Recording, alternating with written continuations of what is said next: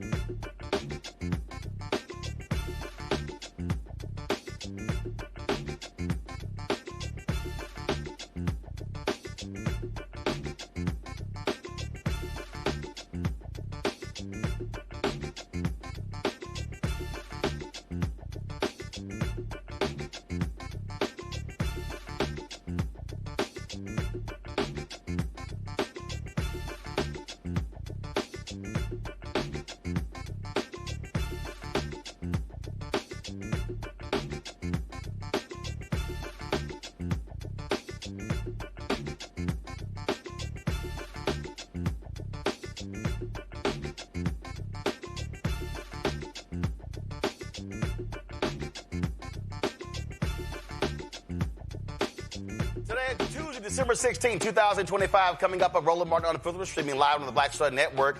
A new report from Fair Fight Action and Black Voters Matter warns that nearly 200 Democratic state legislature seats from most of the majority black districts are under threat. We've been trying to tell y'all that. Cliff Albright, co-founder of Black Voters Matter and the executive director, will also be joining us on the show. Democrats need to stop the infighting and let Texas Congresswoman Jasmine Crockett have her shot at the United States Senate seat. I talked to a Democratic strategist about this very issue. The National Association of Black Journalists has launched its endowment campaign to secure the future of black journalism. Allison Davis, one of the youngest founders, will be here to talk about the organization's history and the future.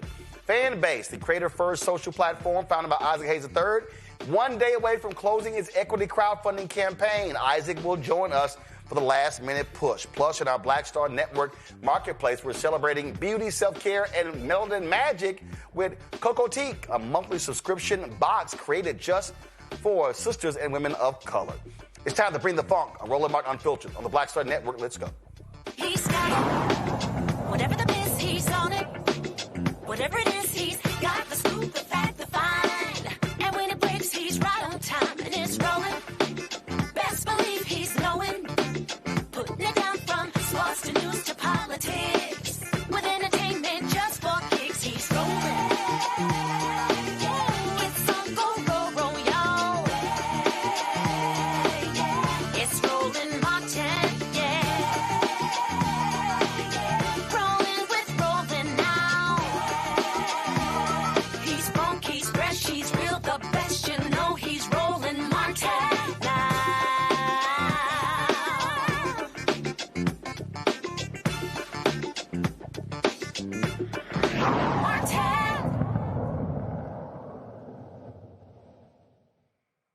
I have been telling y'all for now 11 months there is a massive effort to defund Black America. That means attacking every single institution in Black America, attacking politics, attacking economic, attacking academic, attacking nonprofits, everything. Because the goal of Donald Trump and MAGA is to completely to destroy the black infrastructure that has been in place since the last 60 years, but even really before that. And so a part of this is this recent report from Fair Fight Action and the Black Voters Matter Fund. It lays out the 191 state seats currently held by Democrats, most of them which represent majority black districts.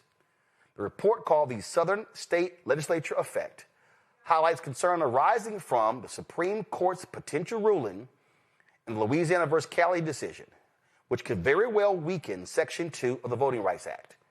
An earlier analysis suggested that if Section 2 were gutted by the Supreme Court decision, Republicans could very well redraw electoral maps, potentially creating 19 additional Republican seats in the U.S. House. Listen clearly, y'all. That's the U.S. House. But the ruling by the conservative justices could also lead to gerrymandering state maps. But you got to go deeper. county maps, cities, school districts. That's how serious this thing is. Cliff Albright is the co-founder and executive director of Black Voters Matter, joining us now from Atlanta. Cliff, on this show, we have been yelling and screaming this for a very long time. And we have been trying to connect the dots to get people to understand that when you lose political power, you're losing economic power. I was having a conversation today with a book that I'm working on with the writer. And I was saying what people don't understand is that, one, when Republicans typically get in, they believe in smaller government. What then happens is when they get control, they say, let's wipe out government jobs. African Americans, 1 in 5 on the federal level. We also over-index state government, county government, city hall, school district. So if Republicans expand power, you have job losses, public sector. That impacts folks who own homes. That impacts spending. That impacts supporting a nonprofit. That impacts tithing at church. That impacts everything. Because we were shut out of corporate America for so long that the places where you typically going to find African Americans making $75,000 or $100,000 are going to be in government. People really do not understand how this one decision is going to have not a ripple effect, a tsunami effect on Black America. Yeah, Roland, I mean, you're exactly right about that. You know, we talked about the impact of what would happen at the congressional level, right? If the Calais case strikes down Section 2 of the Voting Rights Act, basically gutting whatever's left of the Voting Rights Act. And you've made the point that this report talks about the impact at the state level, 191 seats that could be wiped out, almost overnight, right? In these 10 southern states. And as you've just been saying, and the point that I always make is, no matter what your issue is, no matter what it is that you're passionate about, you can't get action on on affordable housing, on education for our children, on living wage, on healthcare. Just tell me whatever your issue is, whatever it is, you can't get action on it if we don't have representation, not just at Congress, but as you said, in the state legislatures, on the county commissions, on Board of Educations, et cetera. Cliff, it's not just representation. And see, and this is where all of these simple Simons drive me crazy. Man, all you do on your show is shield for the Democrats. All you do on your show was trying to make us vote Democrat. Okay, fine. And this is what I always say in response. Please show me the issues that you want addressed. And please show me, when I step back and I look at Democrat, your average Democrat candidate, and your average Republican candidate, which one of those two supports that issue? Sure. I dare say that if I came up with 10, the generic Democratic candidate is probably going to support minimum 7 of my 10, likely 9 of my 10, and the Republican candidate at best is going to be 2 out of 10 or 1 out of 10. So when these yahoos start talking about, oh, you try to force us to vote Democrat, no. What I keep saying is that if we do vote here, we have to make them deliver. But the guaranteed way not to get, again, Democrat, my agenda, Republicans, the guaranteed way not to get my agenda is not to vote here or here, to sit out, and you're guaranteed never to have your issues addressed. Yeah, I mean, that's the bottom line. We can't get our issues addressed if we are gerrymandered into districts where there's no way for us to get a candidate of our choice. It's not even necessarily even about getting a Black candidate, right? Because the impact of this isn't just that Black folks won't get elected to these positions, although that's true. But even if you're okay, well, maybe I can get me somebody who's kind of okay on the issues, who's progressive. They're not black, but they're okay. No, we would be gerrymandered into districts where we would be so diluted that we simply would not have the power to get any candidate of our choice, meaning any candidate who moves on the issues that we're trying to get movement. And the Republicans ain't even gonna meet with us. They ain't, see, that's what I keep trying to explain to people. They ain't even gonna meet with you. And see, Cliff, we keep trying to warn people. This is how deep this is. Go to my iPad, Elise. Trump's White House is warning universities that if a student even writes an essay mentioning DEI, that's unlawful. What? Right. This is political power. So because they control the White House and the Department of Justice and the Department of Education, their whole deal is we're going to impact everything. College admissions. We're studying data. We're impacting, look, the disparate impact ruling that they made a couple of weeks ago we discussed on this show. They are using political power to drive an agenda that's impacting universities, impacting corporate America, impacting law firms, impacting nonprofits, the entire America infrastructure. AT&T said we're getting rid of our DEI initiatives because the FCC will not approve an acquisition unless we do it. That's political power impacting economics. Right. And it's very similar. It's very reminiscent. And we've made this analogy before. I know you've talked about it.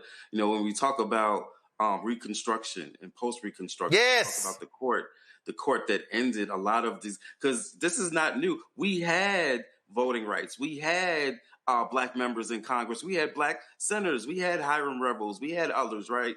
And all of that was undone. And not just the elected officials and the voting rights, but everything by the Redemption Court that followed Reconstruction, that did a series of cases, not just one, just like with this case. Yep. And just like with this court, it's not just one case. It's a series of cases, just like that Redemption Court, which ultimately led what? Plessy versus Ferguson. And before that, you know what happened. And before that, for people who do not understand, and this is why I keep trying to explain to people that this is a war that we are in.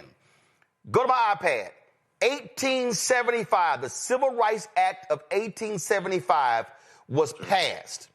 The Redemption Court Cliff is talking about ruled this to be unconstitutional.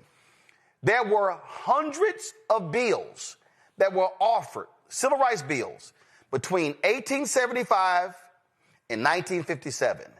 They were all rejected. The other day, I listened to, I picked up Cairo's book, Master of the Senate on the LBJ. And they talked about the speech that Senator Hubert Humphrey, this rousing speech that he gave in 1948 at the Democratic National Convention for them to add civil rights to their plank. Not a single bill. So even the 57 bill was massively watered down. But the 1957 Civil Rights Act, which really is talked about because, frankly, it did nothing, that was the first civil rights bill that was passed since the one in 1875. So what people need to understand, do the math.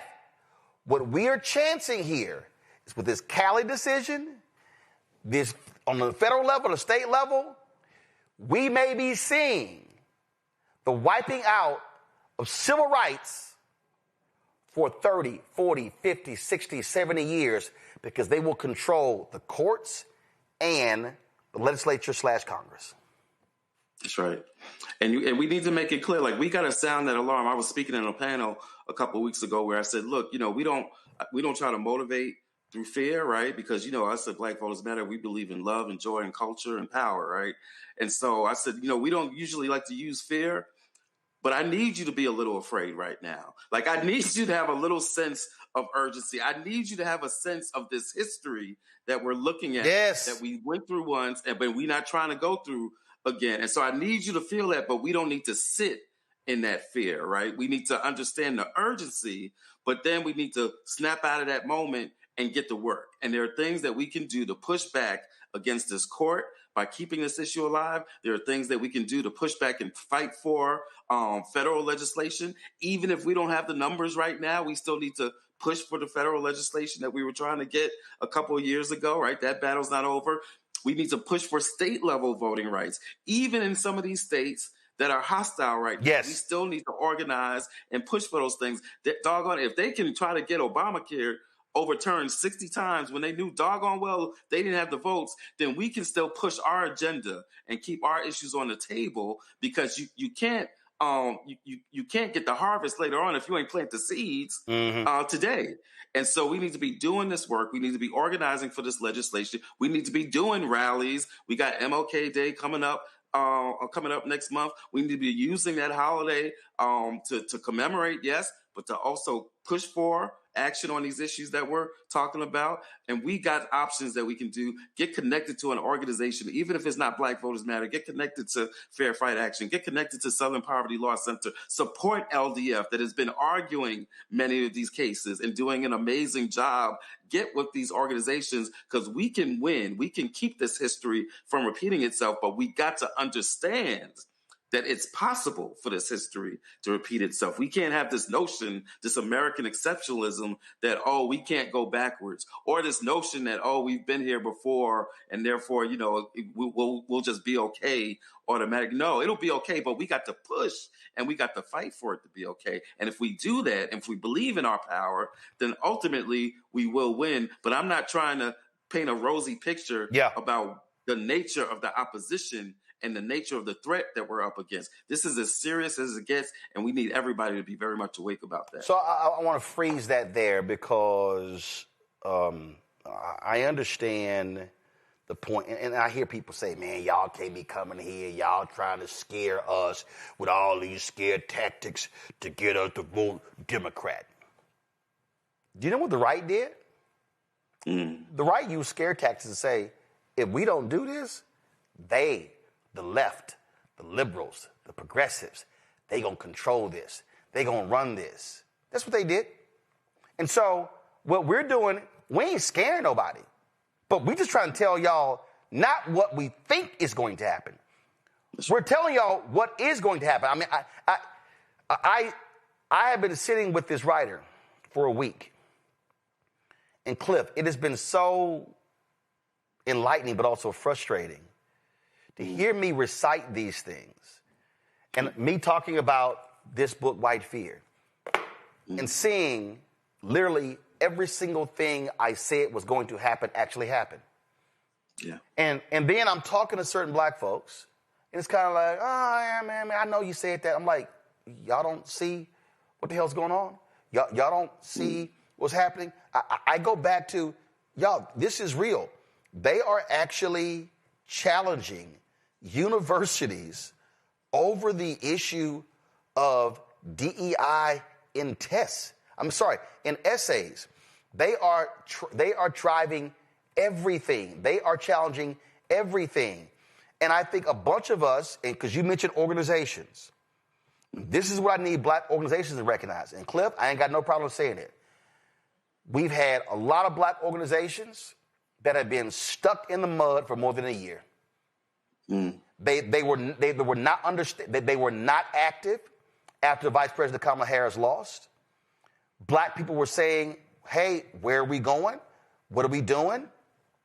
There are a lot of Black organizations that are sitting in silos, only caring about their business. And what I keep saying is, no, every Black organization must be in a warfare state of mind, because with him sitting in the Oval Office for the next 3 years, we are in the middle of a war. This is the first year of a battlefront, and it's going to be a steady, nasty, bitter, cold, rough battle. And when this decision comes down, and based upon their questioning, we know how they're going to roll. Folk have no idea. This generation has no idea what it's going to look like the next day. Right. That's right. And at the end of the day, look, people talking about this country in a slide into authoritarianism and a slide into fascism. And there's two things that I know for sure. One, it ain't a slide. We already there, right? I mean, in many ways, domestically and internationally. Let's just remember that these people are blowing up boats in the middle of the Caribbean, right? And so seizing a Venezuelan oil tanker and said, "We gonna keep the oil. Damn y'all, we gonna keep the oil." Right. And so, if this was any other country doing this, we'd be very clear about what it is. We'd be very clear about what the actions like that are, right? That's just, seawater piracy, right? We'd be very clear about what's going on in this country in terms of ethnic cleansing. We would call it what it is. But because it's America, because we got these notions of things that simply could not happen here, people still aren't really understanding. And so, so one, I know that it's not a slide, we're already there. But two, this is what I know. If you're trying to figure out how to get out of authoritarian and fascism, you better ask the folks who know it best in this country. Because this ain't the first time, right? We just talked about the history of we've been living through authoritarianism and fascism ever since we got here. Yeah. Right? And so we are going to be in the middle. And I know there are folks that say, "Oh, we got to wait for other folks to do X, Y, Z and all that stuff." And yeah, those folks need to, we need more folks to be involved. But be clear that there's no battle against American fascism and authoritarianism that can happen that is not rooted in our experience fighting against it. And at the end of the day, we got us. Yeah, and let me tell you something, Cliff. I literally was talking to a sister who's an African immigrant who campaigned aggressively for Trump in 2016 and 2020, 2024. And I said to her, "He don't give a shit about y'all." I said, I want to be clear. Now, she wasn't aware, because some other things happened in her life. She wasn't aware of what he said about Somalians. But for everybody to understand, this just came down. They've now added 5 more countries where they're restricting them from coming to the country. Now, you see Afghanistan, Myanmar, Chad, Africa, Republic of Congo, Africa, Equatorial Guinea, Africa, Eritrea, Africa, Haiti, Black, Iran, Libya, Africa, Somalia, Africa, Sudan, Africa, Yemen, look at this, Burundi, Cuba, Laos, Sierra Leone, Africa, Togo, Africa, Turkmenistan, and Venezuela. Look at this right here. On Tuesday, they've added Burkina Faso, Africa, Mali, Niger, Africa, South Sudan, Africa, Syria. Look at that. People, South Sudan facing major travel restrictions. They do not want black people, brown people in this country. They want white people. And not just any old white people, right? They bringing over what? The Afrikaners from South Africa. The apartheid whites. That's right. Which, by the way, keeping in mind that's where Elon Musk is from. Oh, my bad. I'm sorry. An additional 15 countries are also being added to the list facing partial restrictions. Angola, Africa. Antigua, that's a black country. Barbuda, Benin, Ivory Coast, Africa, Dominica, Gabon, Africa, Gambia, Malawi, Mauritania, Nigeria, Senegal, Tanzania, Tonga, Zambia, Zimbabwe. This is what they are doing right now. Yeah. Yep. So reach out if you are watching this. Text us. Text We Matter to 25225. That's We Matter, one word, to 25225. Hook up with us on our social media, Black Voters MTR, Black Voters MTR. But I'll say it again. This ain't about us. It could be another organization. You want to connect with a local organization? Guess what? We got friends and comrades in 25 states.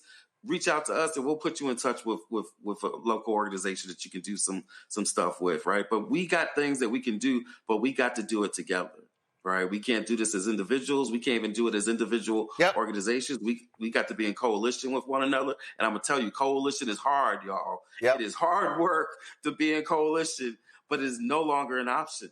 We have got to do this together. And if we do it together, what our history shows is that we will win. But we got to be clear-eyed about the nature of the threat that we are up against. Based on what you just said, I swear you were listening to my call with this writer. Cliff Albright, I appreciate it, bro. Thanks a lot. All right, man. Going to a break. We'll be right back. Roland Martin Unfiltered right here on the Black Star Network.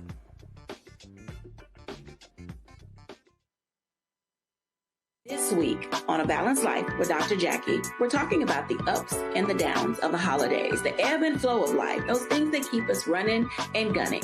But there comes a time in each of our lives where we need to just sit down, sit back, and relax, giving you a chance to really find out who you are and how you're going to move your life forward. How do I learn?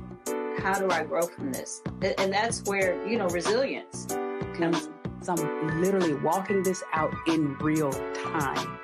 It's just giving myself all the grace, all the space, all the permission that I need. We're talking about all of these things this week on A Balanced Life with Dr. Jackie here on Black Star Network. This week on The Other Side of Change. Book bans, anti-intellectualism, and Trump's continued war on wisdom. This is a coordinated backlash to progress. At the end of the day, conservatives realized that they couldn't win a debate on facts. They started using our language against us, right? Remember when we were all woke and the woke movement and all that kind of stuff? Now everything is anti-woke, right? When we were talking about including diversity, equity, inclusion, and higher education, now it's anti-DEI. All this are efforts to suppress the truth because truth empowers people. You're watching The Other Side of Change only on the Black Star Network.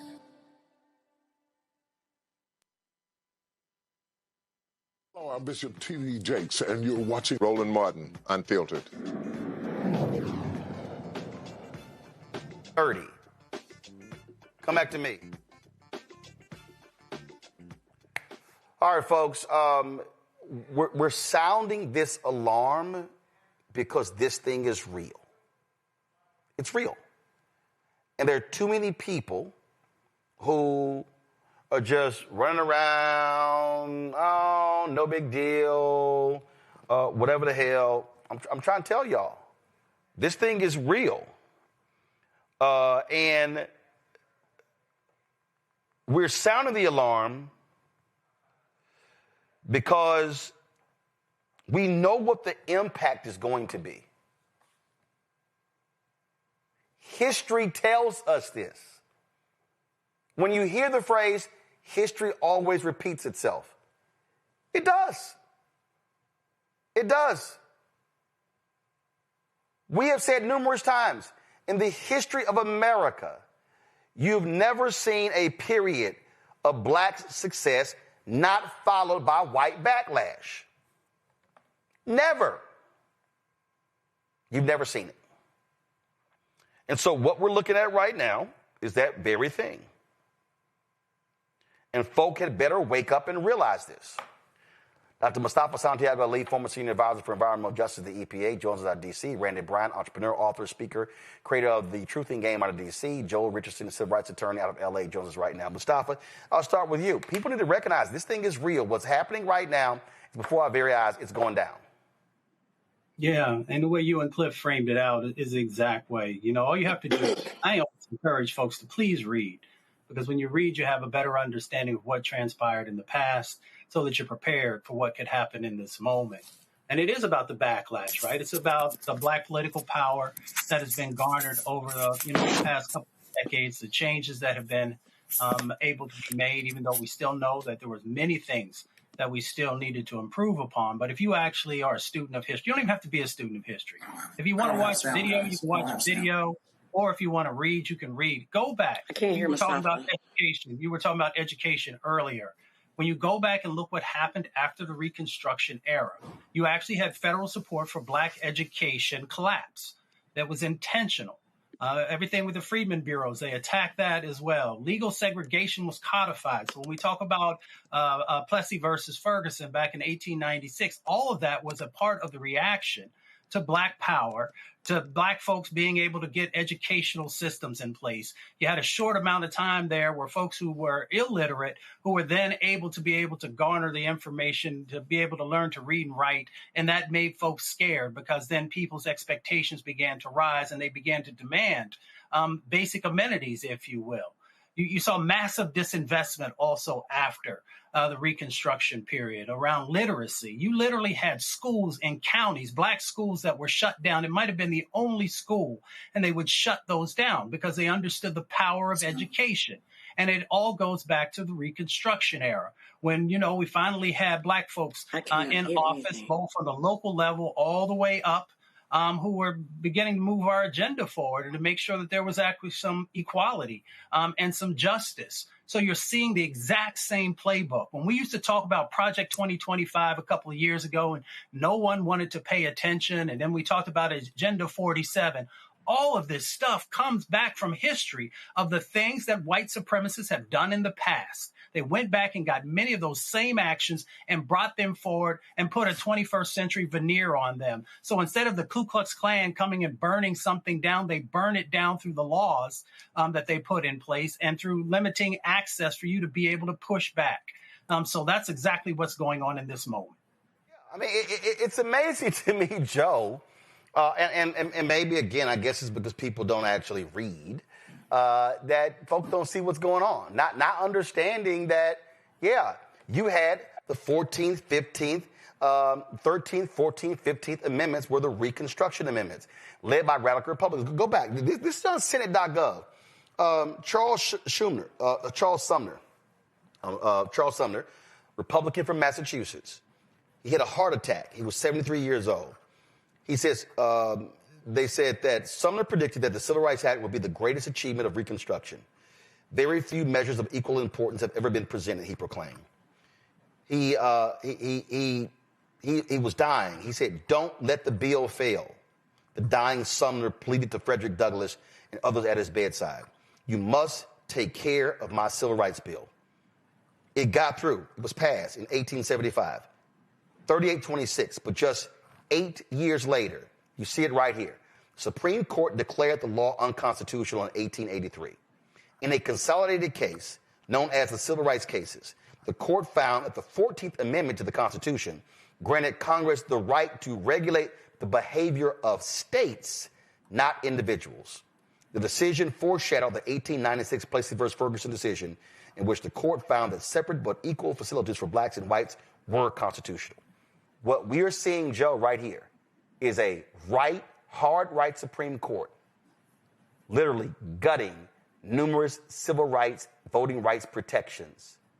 This is absolutely an attempt to have Jim Crow 2.0. And remember, after that 1876 the contested election, in 1877, the Great Compromise of 1877, that's what started Jim Crow.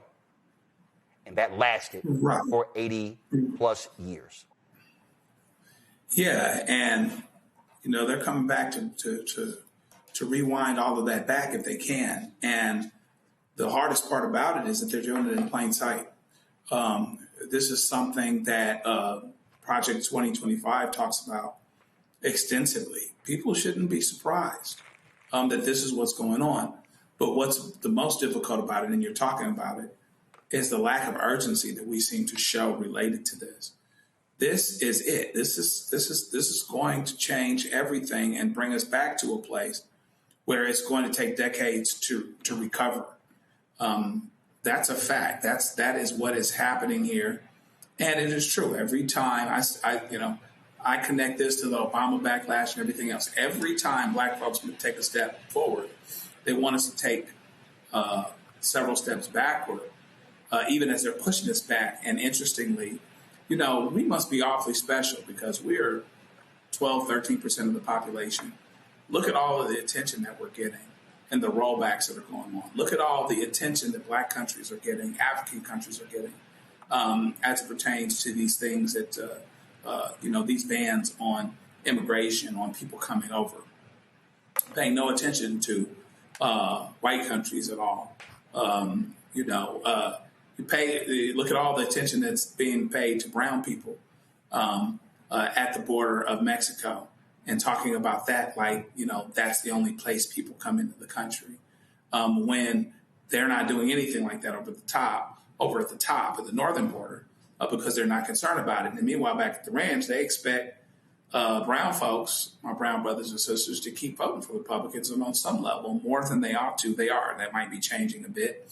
But you look at where we are right now, once and for all, we have to get an urgency. We have to get an urgency, and we have to keep it, because literally it is going to be, more than it ever was, governing by the few over the many, doing things that most people don't want, unpopular, attacking everything. And listen, to your point, people talk about, Democrats, this and that, and they aren't doing enough, this and that. Voting rights, if I was a one-issue pony, voting rights would be my one issue, and I would be voting Democratic because of it, because Republicans go out of their way to take away voting rights because they know they're getting ready to be outnumbered. But if we don't vote, them being outnumbered doesn't end up mattering. That's why Texas is so important right now. 61% are people of color. Yep. 60% of the voters are white. We have to make sure we deal with that with urgency from once and for all. And see, the thing that's hilarious to me, Randy, are seeing these millennial white men who, oh my God, that DEI stuff was hurting us and was impacting us, and it's so sad and unfortunate. There was a piece that I responded to earlier today that was on Twitter. I'm going to pull up in a second. And it's called, this is in compactmag.org. It's called The Lost Generation. It's got Jacob Savage.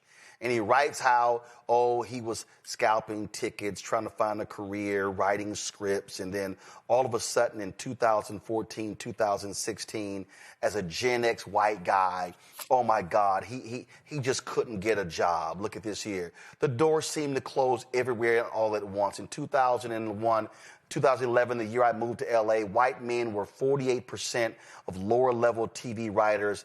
By 2024, they accounted for just 11.9%. That's lower level. Well, who were the higher level? Okay? Right. Look at this. The Atlantic's editorial staff went from 53% male and 89% white in 2013 to 36% male and 66% white in 2024. White men fell from 39% of tenure track positions in the humanities at Harvard in 2014 to 18% in 2023. See, Randy, but here's what he won't talk about. He won't talk about how those same white men before him, they were the ones who got boosted because they were ignoring black people. They were ignoring white women. They were ignoring Hispanics and Latinos. See, this is what these white guys never want to talk about. They never want to talk about how they wish they could go back to the Mad Men days where they didn't do it. And in fact, a report came out today showing, and this is what is so hilarious with this BS. The Hollywood Reporter dropped a story today stating that of the streaming shows last year, I think 90% of the showrunners of the streaming shows were white men. So things were just so great for white women, black people, and people of color. But this is the game that they're playing. This is why the rollbacks are happening, because white fear, how the browning of America is making white folks lose their minds. These white men are angry because they now have to compete, and they don't get everything because they're white men. Right. They talk about DEI. It's so funny. They always want to call black people and say that we're playing the victim card. And who is it that is playing the victim card and always acting as if they've been victimized? White men. They are constantly whining these days.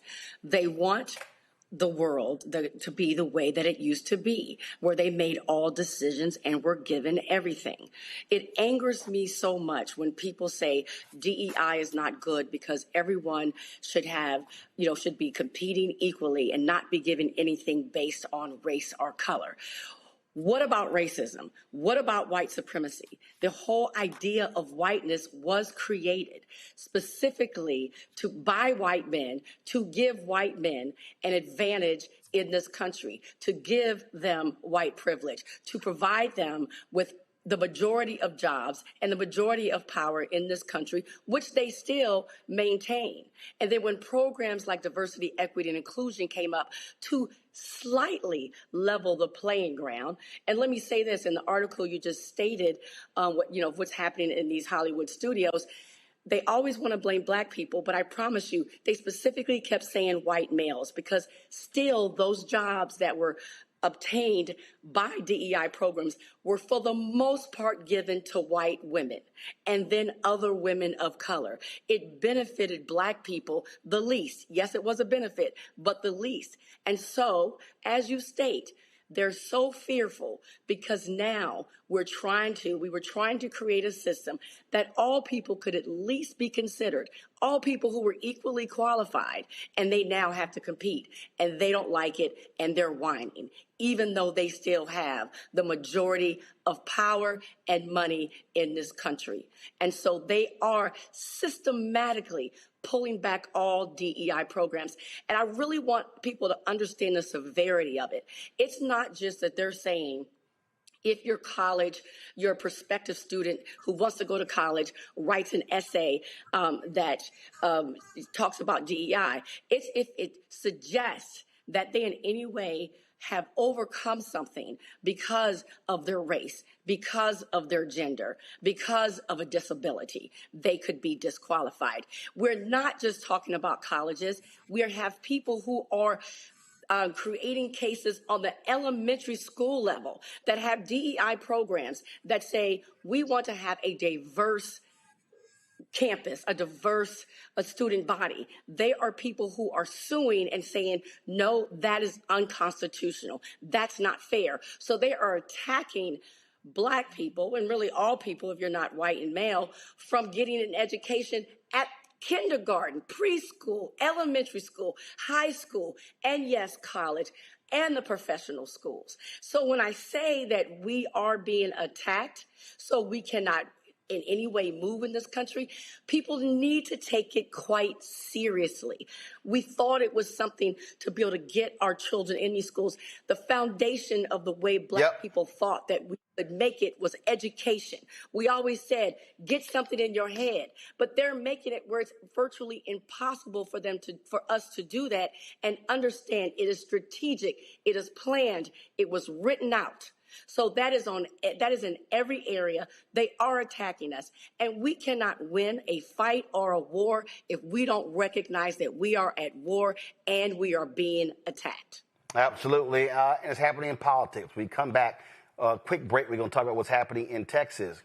Well, all of a sudden, folk want the black woman not to be in the race because they are sure that a white man could actually win it. Or even Latino man. It's all over. It's how stupid it is, y'all. I'm going to break it down next on Roland Unfiltered on the Black Star Network. Said the quiet part out loud. Black votes are a threat, so they erased them. After the Supreme Court gutted the Voting Rights Act in 2013, Republican legislatures moved fast. New voter ID laws, polling place shutdowns, purges of black voters from the rolls. Trump's Justice Department didn't stop it. They joined in. In 2018, his DOJ backed Ohio's voter purge system, a scheme that disproportionately erased black voters. Their goal, erase black votes and political power. Yeah, that happened. These are the kinds of stories that we cover every day on Roland Martin Unfiltered. Subscribe on YouTube and download the Black Star Network app. Support fact-based independent journalism that centers African Americans and the issues that matter to our community.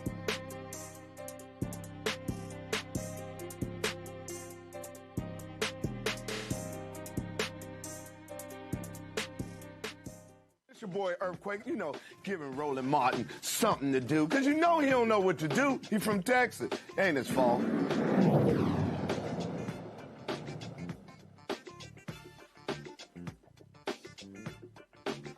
All right, y'all, a week ago, Congresswoman Jasmine Crockett announced she's running for the United States Senate, and all of a sudden, man, the haters and the bots all of a sudden came out, and they're talking about Israel and Gaza and all these issues, and now you got a bunch of people saying, oh, my God, there's no way the black woman can win. Oh, my God, she is just too divisive. Oh, my God, we don't like how she talks. And you read the comments that we're going to lose. We're guaranteed to lose. I'm sorry. Texas has not voted for a Democrat statewide since 1994. That year, 4 Democrats won. They ain't had one since. Not one. So I'm trying to figure out how you somehow are guaranteed to win. Now, here's the deal. What people are concerned about is that on the Republican side, you got crazy, deranged, MAGA Attorney General Ken Paxton, that corrupt fool, who's trying to take out longtime Texas Senator John Cornyn. Now, there are Democrats who believe that, oh, my goodness, that this could be our best chance at winning as a result. Well, that's true. But it's still not guaranteed. So I'm trying to figure out what the hell all the people are talking about. So there was a piece I saw in the Daily Beast that made a hell of a lot of sense, titled, Democrats Must Stop Bickering, Jasmine Crockett Deserves Her Shot. The author of the piece is Kavan Schroff, Democratic strategist, and an attorney. Kavan, glad to have you on the show. This is what was just dumb to me. Here's what I don't understand. State Representative James Tallarico announced that he was going to run for the United States Senate. Former Congressman Colin Allred, who ran last year, got blown out by Senator Ted Cruz by 10 points after raising $80 million. He pulls out when Crockett gets in. And so all of these people like, oh, my God, this is crazy. She's going to guarantee we lose. There hasn't been one since 94.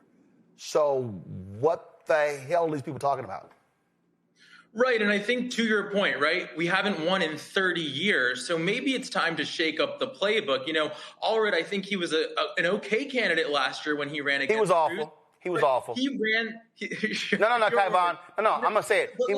He was awful. He did not. It's the same old moderate playbook of trying to win those swing voters at the margins. There you go. And that hasn't worked for Democrats time and time again. And so why not try something new? And I will say, you know, there's a lot of discourse online, as you noted, but when you have a candidate that's digitally viral all the time, like Jasmine Crockett, that says she wants to expand the tent, reach new voters who are disengaged. By the way, the last midterm cycle in Texas, 2022, 10 million registered voters did not show up. So this is about mobilization and reaching those folks. And then third, candidates that speak to truth to power, call out MAGA.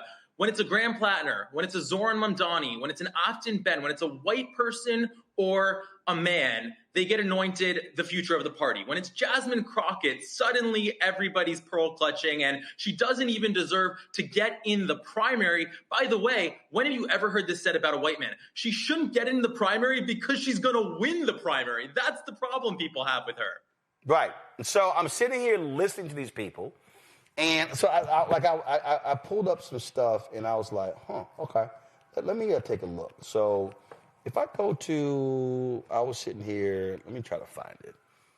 Because I was trying to pull up all the names, and so let's see here.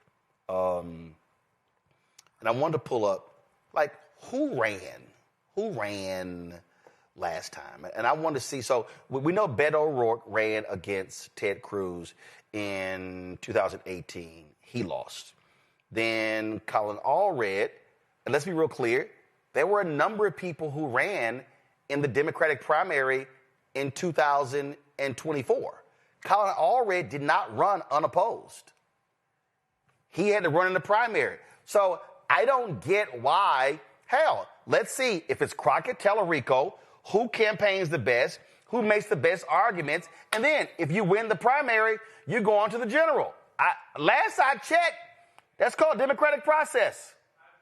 Right, and I think this is an argument we see from the far left all the time, which is that they don't feel like they have to pay their dues to the Democratic Party. And I don't mean the establishment, I mean the voters and the organizers and the local folks who show up and do the work every single day, not just around an election. And whether it's Bernie Sanders or somebody else, they think they should just get to skip to the end. They don't ever have to win a primary, and everyone has to listen to them. And I think the other dynamic we're seeing here is, sure, some of the takes in post post-2024, and I heard you talking about this in the previous segment, have focused on woke and DEI and culture wars. What's more of a culture war than saying we can't let a qualified Black woman run in a primary because she's unelectable?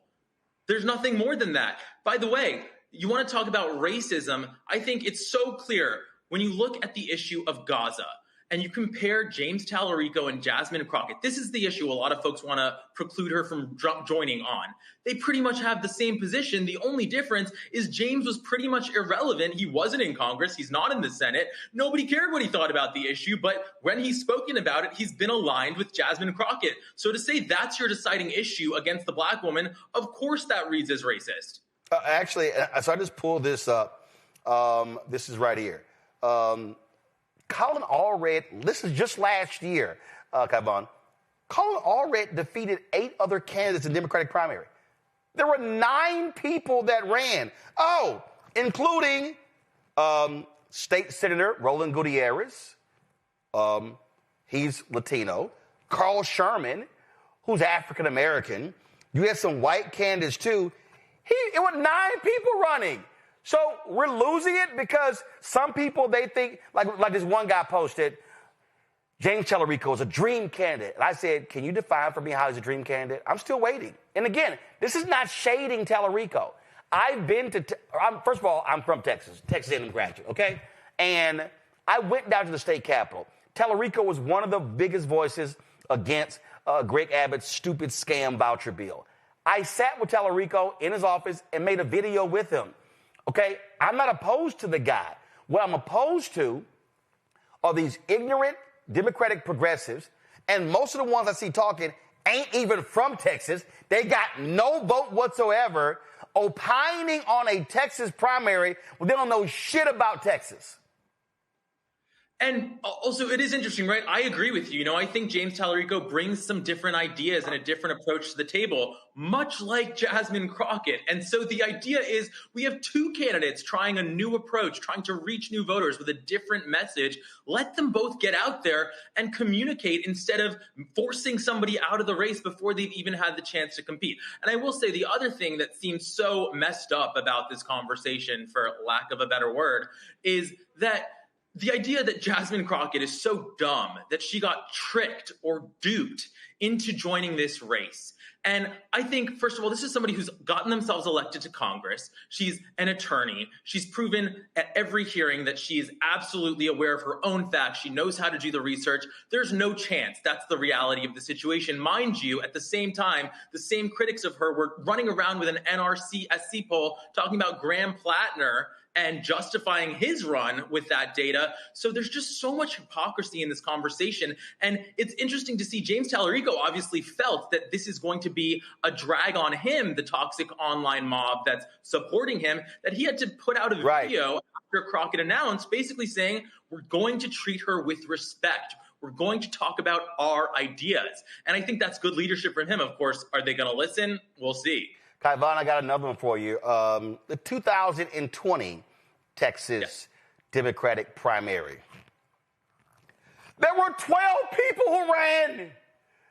There were 12 candidates. MJ Hagar and Royce West, State Senator Royce West, they went to a runoff. Hagar beats West, who's African-American, Hagar, who's white. In the primary, she goes on, gets beat by 1.07 million votes. And again, that's the other thing. Okay, so 2020, in this race here, Hagar wins the Democratic primary, loses by 1.07 million votes to John Cornyn. Beto runs against Cruz in 2018, loses by 215,000 votes. Colin Allred, who a lot of these people were saying, oh my God, he's a perfect candidate. Why did Crockett get in? He lost by 960,000 votes to Ted Cruz. So let's see here. So if you're trying to win Texas, let's see. 61% of Texas is minority, meaning Latino and Black, Asian, Native American. But 61% of the people who vote are white. So let's see. Congresswoman Crockett is saying, yo, I'm not trying to compete for Republican voters. I'm not going to be Republican light. What I want to do is go after turnout Democratic voters or go after people who are registered or not registered, but who likely lean Democrat. that to me makes some sense because the strategy of converting suburban Republican voters, I haven't seen any evidence that actually has worked. Oh, and by the way, haven't you noticed, Kai Vaughn, how they're now trying to rewrite Beto ran as a progressive? Oh, no, he didn't. By the way, the same people that are clobbering Kamala Harris for daring to embrace Liz Cheney, which, by the way, is a totally overstated rewriting of 2024, they've been hammering her on that for months. They now want Texas Senate candidate, the Democrat, to run the same playbook. And they want Crockett out with that same logic. So it doesn't add up. And by the way, Texas, as I'm sure your viewers may be more aware than the general viewer, has the most black people in the country, in the state. So Jasmine Crockett will be the only major black woman female candidate in this race. And it's, again, not about identity politics. It's about speaking to communities that are under attack under this administration. It's absolutely a compelling message. And by the way, if it wasn't compelling, she wouldn't have the platform that she has. And people, the usual pundits, don't understand a candidate like Jasmine Crockett, because I already saw people criticizing her out the gate with her viral video, and they said she's too focused on herself. People know who she is. She is a star of the party. And by the way, she's not like a boring candidate who has to get every word in that first launch video. People are going to follow her. They're going to pay attention to her. They're going to hear from her over the course of this campaign all the time. Yeah, I mean, it's amazing. And I did something the other day, and I said point blank, I'm from Texas. All my family's there. I've talked to a lot of people. Israel in Gaza is not the dominant issue in this race. So to all of a sudden say she's just like Kamala Harris. No, we see what's going on here. And I warn people, don't fall for the bot game. Don't fall for that okie doke. And again, if that's your issue, that's your issue. But here's the deal. You know what's going to happen? You got to look at what Tellerico's record is, what hers is, and what Cornyn and Paxton's is. So whoever wins the Democratic primary, they're going to be running against somebody who is hardcore Israel. Hello? It's called winning. That's the point, right? It's like, if that's your issue, I saw some ridiculous account that they disqualified both James. It's a pro-Democrat account or a pro-left account. Disqualified both Jasmine Crockett and James Tallarico. They put a big social media post out with an X on both of them. So what do you want? So you're not part of anything. You don't care. You just want to get engagement. You just want to sort of be a detractor and be angry. But certainly that approach is not a solution where, okay, Democrats have no candidate that meets your purity test. But to your point, if you compare these candidates on that issue and you say it's your issue and somehow you magically come down that only Jasmine Crockett is disqualified, then we have to talk about your other biases and incentives there, because it's so blatant. They have the same position. And not only that, and again, this is what happens when you pull history. In 2014, the U.S. Senate primary, 1, 2, 3, 4, 5, there were 6 people that ran. In 2018, when Beto O'Rourke ran against Cruz, there were 3 people who was running. So I don't get these people who somehow think, oh no, let's just have one person coast to victory. Actually, and not only that, Kai Vaughn, you also, one of the reasons why you need a primary, which I've always said, no job is guaranteed. You also need a primary because you need both of these individuals to travel the state. You need both of these individuals putting together a statewide infrastructure. Facts are facts. State Rep James Tellerico has never run statewide. Yeah, he doesn't have the infrastructure. Congresswoman Jasmine Crockett has never run statewide. And so the other thing is you need them learning how to run statewide in the primary, because the primary is March, is in the first Tuesday in March. You're going to need whoever wins to have a state infrastructure April, May, June, July, August, September, October, for November. So I'm like, what the hell are y'all talking about? Literally, shut the hell up. By the way, I don't understand the people that think James Tallarico would have this locked down. exciting. He's viral. Yes, like have a bunch of people seen him go viral in 30 to 60 second clips, sort of doing Bible jujitsu on Republicans and saying, oh, you say this about the Bible, here's what it really means. And like, do I like to see that every once in a while? Sure. Is that going to carry him through a general election and a Senate race? Is he good in a debate? Can he actually throw a punch? I haven't seen any of that. So I'm not saying he's a bad candidate, but a primary will at least test both of them. And the reality is Jasmine Crockett has a lot of the skills that we've seen are effective. And by the way, she may be running against a major criminal, right? Ken Paxton. So she would be well positioned to prosecute that case uniquely. We haven't seen that skill set from James.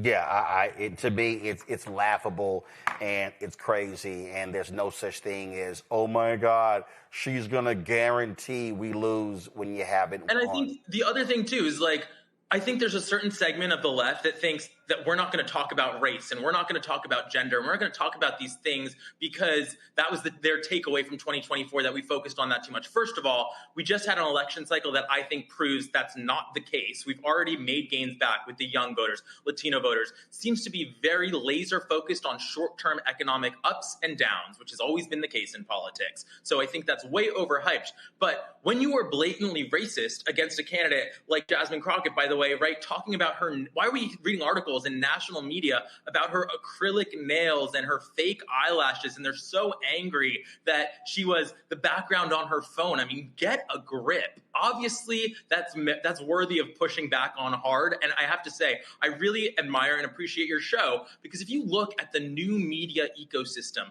that Democrats have built, it is so non-diverse, and they are losing the perspective on so much of the party and the base of the party on these issues. Well, it was interesting. Just today, I saw this graphic that somebody posted that was very interesting about all of these Democratic candidates who want to run for president and the podcast that they were appearing on. And I saw it and I was like, that's interesting. We're not mentioned. And at least 5 of these people have been on this show in 2025. So I DM'd and tagged the person who put the list together and said, you listened to 431 podcasts. How many of those were black? I'm still waiting. I'm still awaiting an answer. I'm just saying, you go to the Midas Touch Instagram page, right? That's the main outlet for Democrats right now. How far do you have to scroll to find a black face that's not Barack Obama? And again, that doesn't mean that we need to cancel those folks or that we can't watch those folks, but it does speak to a lack of strategy, right? It's not about DEI. It's not about woke. It's about wanting to win. And when you don't have communicators that represent diverse communities, you are setting yourself up to failure. And we've seen that with Latino voters. And if you do not turn out black people in Texas, you're guaranteed to lose. You kind of need them. Kai Vaughn, I appreciate it. Thanks a lot. Thank you. Thank you very much. Go to my panel. To me, this ain't that hard, Randy. It ain't that hard. And again, I believe in competition. Do I believe that when Crockett jumped in, Tallarico should have jumped out? No. Now, I personally believe, because I said this actually in July, I personally believe that Representative Tallarico should have run for governor. That's just me. But again, Representative Hinojosa is running. Okay, got it. So I don't get these people, but the level of attacks on Congresswoman Crockett were very clear, and to me was absolutely outlandish and crazy. The day after she announced her bid, I woke up to such an onslaught of attacks towards Crockett from places that I did not expect, to be honest with you. And it was very disheartening. You know, you would hope that instead of saying nope the minute a black woman decides to stand up and be a leader, there would be some hope and they would see that we can be leaders. It seems as if they're so dependent on black women, but when it comes to supporting us, when we are trying to lead us, there immediately is this aversion. You know, people became so offended when former First Lady Michelle Obama said that we are not ready for a black president, a black female president. But we're seeing the way in what happened with Kamala, and we're seeing the way, Harris, and we're seeing the way that Jasmine Crockett is being treated.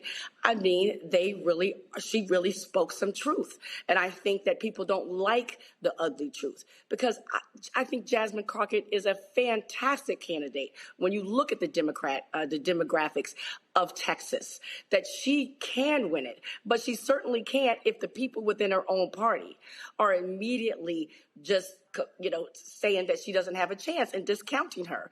It is quite, again, the word I would say is disheartening, that they do not support us.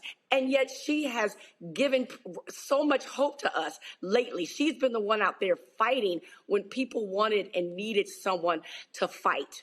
And I think people want someone who will fight for us, and that shows a level of strength, and she has that. We want the fire. We want the fight. We want someone who's courageous, and she has that. But, Joe, it's real simple. No job is guaranteed. And let's be clear. If you want to support Tallarico, great, statewide. But tearing her down, is that the way you actually do it? Because if she wins, you're going to have her running against Republican, and you want to stand behind her. Right, absolutely. And, I like Tallarico a lot. I've seen him on this show. And, he's got his head together in a good way, and he does some things that a lot of people out there don't do. I think him and Jasmine Crockett, end up making each other better candidates, actually, even though there's an idea maybe he should have run for governor. But that being said, I think they end up making each other better candidates. And in any event, people shouldn't be coming out of a bag because of sisters running, okay? And here's the deal. Like, it ain't like, again, the Democrats can say, we haven't won one since what? In Texas since what? Ann Richards or whoever it was. It's not like they can say, well, let's get the white guys back because the white guys are the ones that are winning. No. Right. Nobody's winning. So they got to do something different any way you look at it. And why not have somebody up in there that's fighting and that's doing what needs to be done and that can connect to people? So, and then let the people decide. But there is some fear that the Republicans have. The Democrats fear that they fear that she'll lose. But maybe they also fear what the Republicans feel. There's some white Democrats out there that don't want the sister to win, maybe. And so let the people decide. Let all the people decide.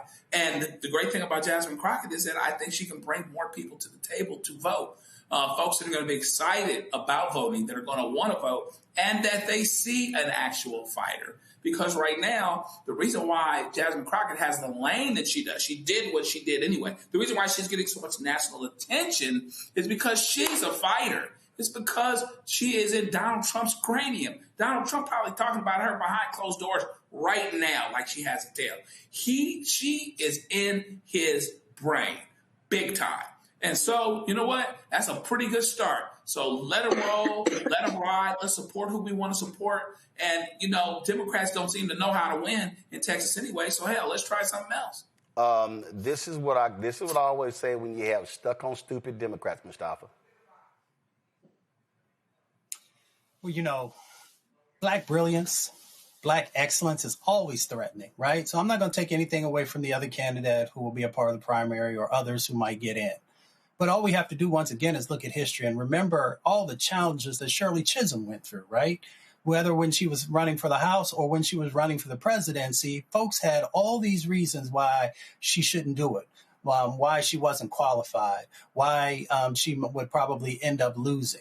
So all you have to do is then also take a look here in this moment. You see a number of the very same things from people inside of the same parties who are saying the same things about Jasmine Crockett, even though she is proven to be a 21st century candidate, right?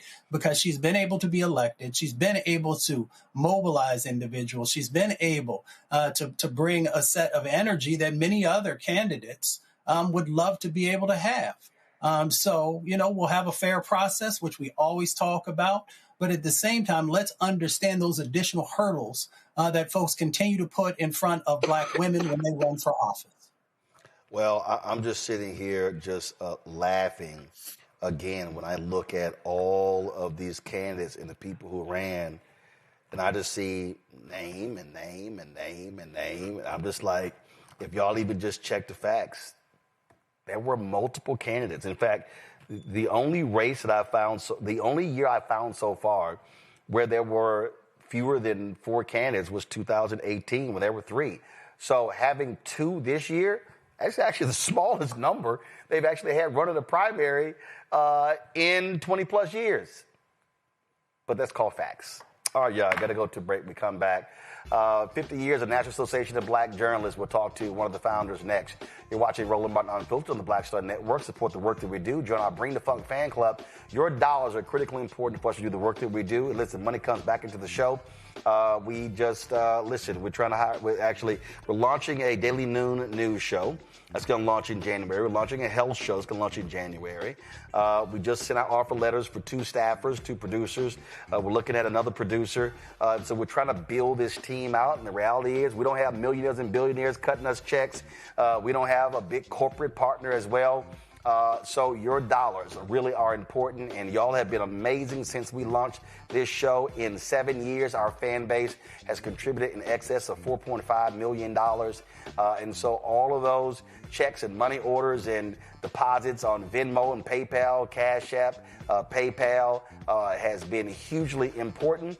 And so we want you to continue that support. If you want to support us via Cash App, use the Stripe QR code. You see it right here. You can use the Stripe QR code for credit cards as well. PayPal is R Martin Unfiltered. Venmo is RM Unfiltered. Zelle, Roland at RolandSMartin.com. Roland at RolandMartinUnfiltered.com. Checks and money order. Make it payable to Roland Martin Unfiltered. P.O. Box 57196, Washington, D.C. 2003 7-0196. Back in a moment. Next on the Black Table with me, Greg Carr. America is being reshaped in real time by a group of 6 people, unelected and without any checks and balances. By the end of the current Supreme Court session, education, the workplace, who gets to elect our leaders, and so much more could radically change. This week, we reconvene our legal roundtable and look at what the new America may look like and how we should respond. That's next on the Black Table, right here on the Black Star Network. Hey, what's up, everybody? It's Godfrey, the funniest dude on the planet. And you're watching Roland Martin Unfiltered.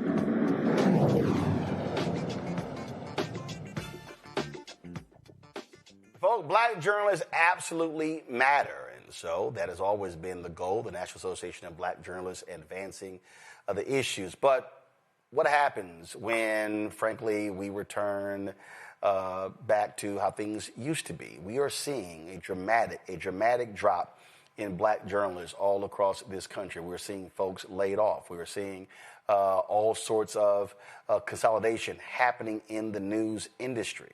And so what is the path forward? One of the folks who's been in the business, she was, again, one of the 44 founders of NABJ at that meeting in Washington, D.C. in 1975 is Allison Davis. Spent time working at a number of media institutions, including NBC Today's Show. She joins us right now. Allison is probably more of a tech geek than I am. That's and probably by. Oh yeah, I have something new to show you. I knew you had something. I knew you had something. I have something new. Hey, I got a little something new to show you. What is that? That's the Insta360 Ultra. The Insta360 Ultra. Oh, I already have that. Hold on. Let me see it again. Let me see it again. It pops out? Yep. Let's see it pop it out. All right, sis, you want to sit here. So I told y'all, come on, go to that wide shot. So, sis, Allison want to sit here. Allison want to sit here and play. Okay, since you want to sit here, hold on. See, I wasn't even trying to go here. Let's see here. You mean that Insta360 right here? You mean this bad boy right here that I can just pop right on out and sit here and where's a body camera so we can go ahead and do that one. Oh, that DJI Action 6 is on order. It'll be coming in real soon. Let's see. Let me see. Hold up. Sis, you're going, let's see here what I got. So, I carry. See, y'all got to understand, I'm always ready for something. See, so we go back. So this is the DJI Action 2 right here. That's been around a while. Then, of course, we got that original Insta360 right here. I got that, but I got the 360 Insta360 3S. Okay, and we go ahead and got the GoPro 360 Hero right here. Let's see here. Hold up, I got some other stuff in here now. So I was doing a Zoom earlier, so I took up my Action 4 and 5, but I got them in here. So yeah, we always ready. We always good to go. Then of course the DJI microphone right here. Yeah, mine. Yeah, I'm actually charging mine right now. For a shoot tomorrow.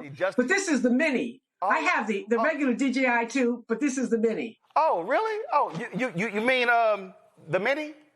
Yeah. You mean the mini? We got the mini too. But one of the things that I'm very involved in now, Roland, is stabilizers. So right. I'm sure you have. Right. Well, we just ordered a. Wait. That comes out. Oh, does it have a tripod in the end? Oh, who cares about that? Does it have a tripod? Oh, hold up now. See, y'all. It does not. See, Allison, you're going to sit here. Let me just go. Since you just want to go ahead and show off. You mean like something like this here? That's also a tripod that can hold a phone, that can also be vertical and horizontal. Yeah, but what you need here is the magnet. So you don't want to keep clamping down stuff on your iPhone. See, you want the magnet. No. See, and you want to be able to put accessories on it as well. No. See, I don't do the magnet. I don't do the magnet because that sucker can slip off, fall off, demagnetize. No, I believe in screwing that sucker. No, I've never had a problem with it. I believe in screwing that sucker in tight. So we can always be good to go. And then of course, when you're standing around so much, sometimes, you got to go ahead and make sure you massage your back. This on the back too. So anyway, yeah. So Since we gonna go there, let's talk about it. But on that point, I want to go there because the reality is. And you've been one of the folks, I've been screaming it for years, that what today's black journalists are going to have to do, and if they're not, they're way behind, is understand how the business has shifted. This is not 1975 or 85 or 95 or 05. You really don't have newspapers anymore. I keep saying, I said it in NABJ, stop saying you work for a newspaper, a TV station, or a radio station. No. You work for media companies because a TV station is doing written stories, they're doing audio, they're doing photos. Radio people are hitting me for interviews. Can we get you on Zoom? I'm like, what happened to me just calling in? And so today's black journalists, whether they are in the business or they're a student who are getting ready to graduate, all stuff that we were just sitting here joking about, they have to know what all this stuff is, how to use it, and how it actually builds and advances their career. Well, Roland, every year at convention, I do something called the innovation bubble. And one of the things that I have realized is that it just continues to grow. We're getting folks, and we have a lot of competition, but we manage to just get folks. Yeah. And it is so funny. I remember, I guess it was 2017, and I forgot who was president. And they were like, hey, Roland, can you do a session that was literally called My Backpack? And there were people who were like, dude, you carry all that stuff around? And actually, the stuff that I normally carry around in my case, I don't have with me. And I was like, yeah. I said, because you don't know when something jumps off. And the other thing is, we're in the content business. Everything is content. The ability to be able to live stream, the ability to be able to record things. And also, the world has changed. This is no longer about, oh, no, we need to have the lines of resolution. It needs to be this. Listen, that thing left a long time ago, now it requires for the journalists to have to think the who, what, where, when, how, and why, but also the tech piece to understand how they both merge. Right. I got to pull this up, so I want you to speak to this here, just so people, let me see if I can find it. You know exactly what I'm about to pull up. If y'all want to understand how hilarious this is, so let's see, hold up. Let's see. Katie Couric. Oh. You know what I'm about to pull up. Yes, I do. So just so y'all know, Katie Couric and Today's Show and internet. So y'all, when the internet became a thing, there was a conversation on the Today Show about it between Katie Couric and Bryant Gumbel. Like, what is this thing called the internet? Go to my iPad, go. As I was doing that little tease. All right, here we go. Back now at 56 past, I wasn't prepared to translate that as I was doing that little tease. Oh, that's that little right. mark with the A and then the ring around it. At. See, that's what I said. Mm-hmm. Katie said she thought it was about. Yeah. Oh. But I'd never heard it. Around. I'd never heard it said. I'd always seen the mark, but never heard it said. And then it sounded stupid when I said it. Violence at NBC. I heard around or about in the lunchroom the other week. There it is. Violence at NBC. GE.com. I mean. Well, Allison should know. What do you is say internet about Allison? anyway? Internet is that massive computer network, the one that's becoming really big now. There, Katie Couric say, Allison should know. Well, this is Allison she was talking about. That was 31 years ago. And now, Allison, we're at the point where literally AI is taking video and taking stuff and turning it into written stories. It's improving the quality. It's taking a photo and turning it into a video. It has to blow your mind every time you look at that clip and to know how crazy things have gotten in the last 31 years. No, absolutely. And I have to tell you that, I do spend a lot of time looking at AI, dealing with AI. I'm also someone who judges scholarship applications. And I'm also noticing how those scholarship applications are being used, how they use AI. I mean, there's one scholarship application that I review on a yearly basis. And truth of the matter is that there are 5 essays. And 4 of those essays are the most amazing, literal, it's like Shakespeare. And then the 4th one is their own writing. And you can tell that they have used AI. So I think that's really... So let me ask you a question. When you see that, do you penalize those who are using AI to that extent? I identify it. It's not up to me to penalize other than to say this person has used AI. And most of the scholarship organizations now are asking that question. They, do you suspect AI? And when I do suspect AI, I will say that. I'm not the only judge, though.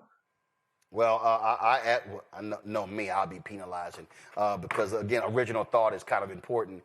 On that point, when you look at where NABJ is, and I was having this conversation earlier with Cliff Albright. He was talking about how organizations are going to have to come together and then begin to work together.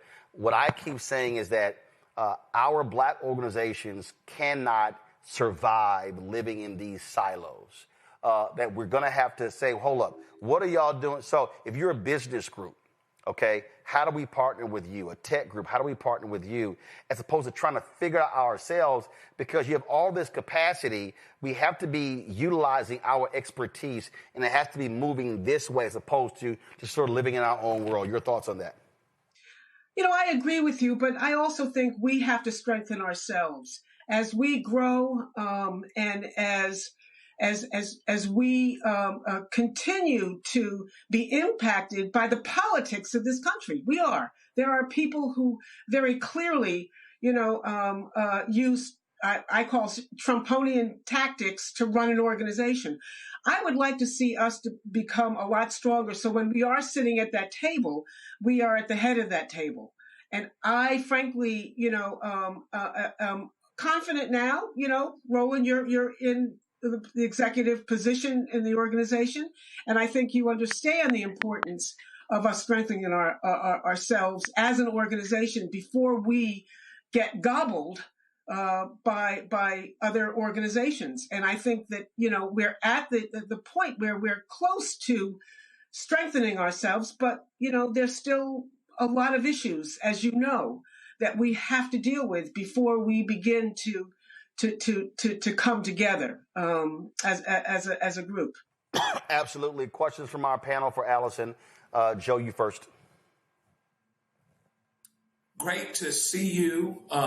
What advice? Let's just play a game and act like, I've got somebody coming up that might be a daughter, about 24 years old, member of NABJ in her second city at NBC Louisville. What advice would you give somebody that's coming up in this business, particularly young Black women, that are concerned about the things that you're talking about? How much the industry is changing? Will these jobs still be around? How to turn the corner and see what's happening around the corner and to get there first. Well, I may be pretty stupid, but I think that there are far more opportunities now than when I was 22 years old. We had the 3 networks. There weren't any online services. There weren't any opportunities to be entrepreneurial. So to be honest with you, I kind of feel that I spend a lot of time with our student projects and the great Carol Gant, who has led us for the past few years.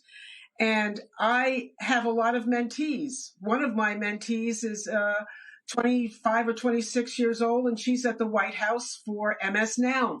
And what I have always told students is to, number one, I ask them to make sure that they journal every day. They write every day. And I also really want them to understand the importance of doing research, of spending the extra time to understand the historic context. Been watching Roland, and Roland has said, everything old is new again. I think that's what you said. And that's true. Yeah. And folks have to understand, these young people have to understand that they're not the first to do this. So find out who is. And I'll tell you just one small little story.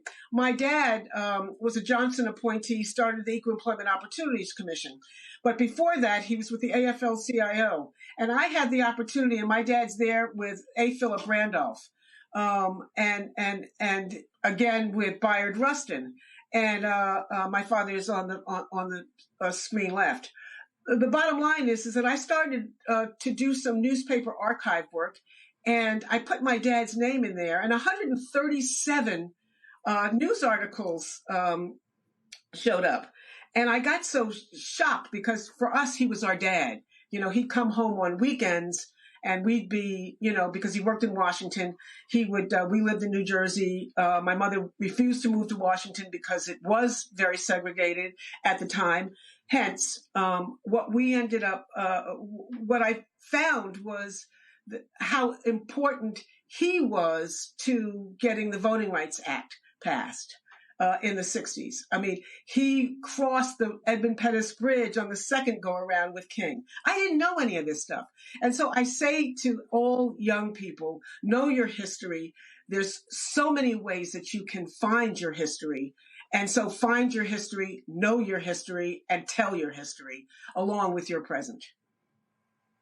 Randy? It is so great to have you here.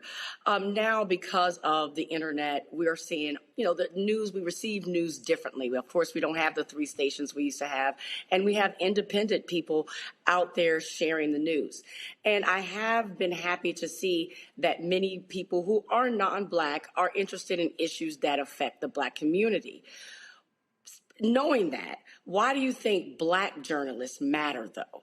Is there a difference? Why do Black journalists matter? Absolutely. Black journalists matter because we can uniquely tell our story. We don't have to, at least most of us don't have to acquire cultural competency, as it relates to Black folks. We are already culturally competent, I hope. And hence, I feel very strongly that we are the best storytellers of our story. And also you have to remember that and this is what's scary, there are going to be some states that school children, white school children, will never ever learn that there was slavery. I don't trust our story with people that don't understand our history. Great point. Mustafa? Miss Allison, it's wonderful to see you. You always give a master class, at least a few times I've been around when I heard you speak. I believe it was, 1827 when Freedom's Journal was launched, if I'm correct. March 16th, 1827. Mm-hmm. The role of journalists then had a significant role, and the role of journalists now have a significant role. Do you see similarities between when we first launched and where we are today? Oh, absolutely. Yes, there are similarities. I think that both, the folks in the 1800s and the folks now are after truth. And I hope at least that, our new generation is after truth. I know we were. I will tell you, my background, before NABJ, I was in the Panther Party in Boston, and I will tell you, I was a journalism student, but I wasn't a journalist, and I remember so vividly, certainly reading about the history of Blacks in journalism, and understanding that that they had gone through tremendous struggles, and I felt very strongly that I needed to go through those same kinds of struggles and recognize, what we were up against, and what I would be up against as a working journalist. And I do believe that has not changed. At least it certainly hadn't changed with many of my fellow founders that I've known through the last 50 years. Well, it's a lot of work that we have to do. Of course, we always have to position everything for the next generation. That's one of the reasons why we launched our Jubilee Endowment Campaign. The target goals over the next 4 years is to raise $15 million. And to your point, Allison, about how we have to also look inward. We created a golden circle. The goal is to get 100 members of corporations. If they contribute $100,000 each, that's at $25,000 a year. That would raise $10 million of the $15 million endowment right there. And so that's really what the target goal is. I have been saying that with these attacks on DEI, with what's happening in Washington, D.C., how they are attacking corporations, Black organizations, African Americans who are members are going to have to do more as individuals to support our institutions. We must be looking at self if we're going to survive in the future. Oh, absolutely. And I would also add, again, everything old is new again. I remember when I was talking to the board members many years ago about development and the importance of raising money. And so we did talk about a capital campaign, and I'm hoping and praying that you get much more traction than we did. But I don't want you to forget the fact that there is also planned giving. Many folks are, and I hate to say this, but many folks are beginning to pass on, and it's important. I know that NABJ is in my planned giving. Now, my kids would like it to be in to reap the benefits of whatever we've made, but we were very clear about organizations that we felt, my husband and I felt, were important to both of our growths. And so I hope that you can also add planned giving as a source to help boost the campaign. Absolutely, and that's the conversation that we definitely will be having as well. Allison Davis, we appreciate it. Thanks a lot. Thank you. All right, folks, going to a break. We come back. Black Star Network headlines with Brittany Noble. Back in a moment. If in this country right now you have people get up in the morning and the only thing they can think about is how many people they can hurt, and they got the power, that's the time for mourning. For better or worse, what makes America special, it's that legal system that's supposed to protect minorities from the tyranny of the majority. We are at a point of a moral emergency. We must raise a voice of outrage We must raise a voice of compassion, and we must raise a voice of unity. We are not in a crisis of party versus party. We are in a crisis of civilization, a human rights crisis, and a crisis of democracy itself.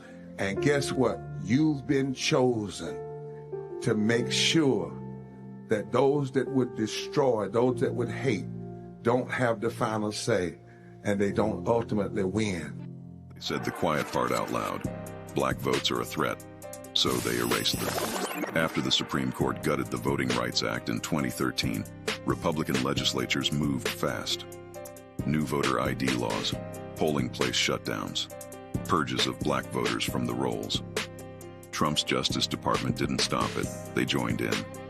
In 2018, his DOJ backed Ohio's voter purge system, a scheme that disproportionately erased black voters.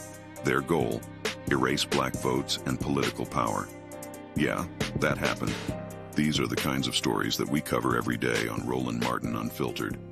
Subscribe on YouTube and download the Black Star Network app. Support fact-based independent journalism that centers African Americans and the issues that matter to our community.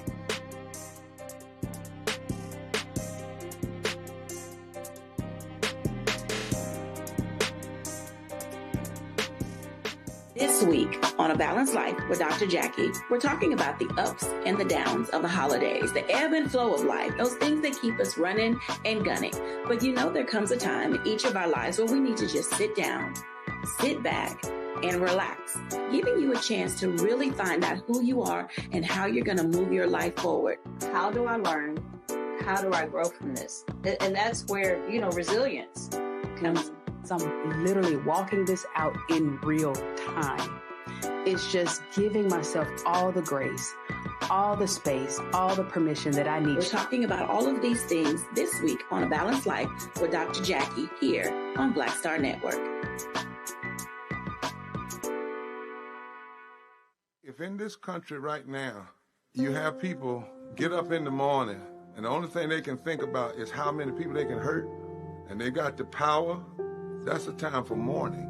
For better or worse, what makes America special, it's that legal system that's supposed to protect minorities from the tyranny of the majority. We are at a point of a moral emergency.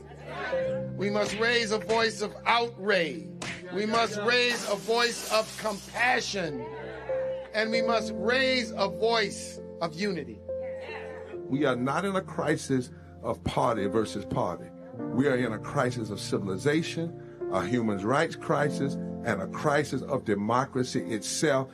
And guess what? You've been chosen to make sure that those that would destroy, those that would hate, don't have the final say, and they don't ultimately win. Hey, I'm Tasha Cobbs, and you are watching Roland Martin Unfiltered. But I need a little filter. I need something. Blow me out. Make me look 35.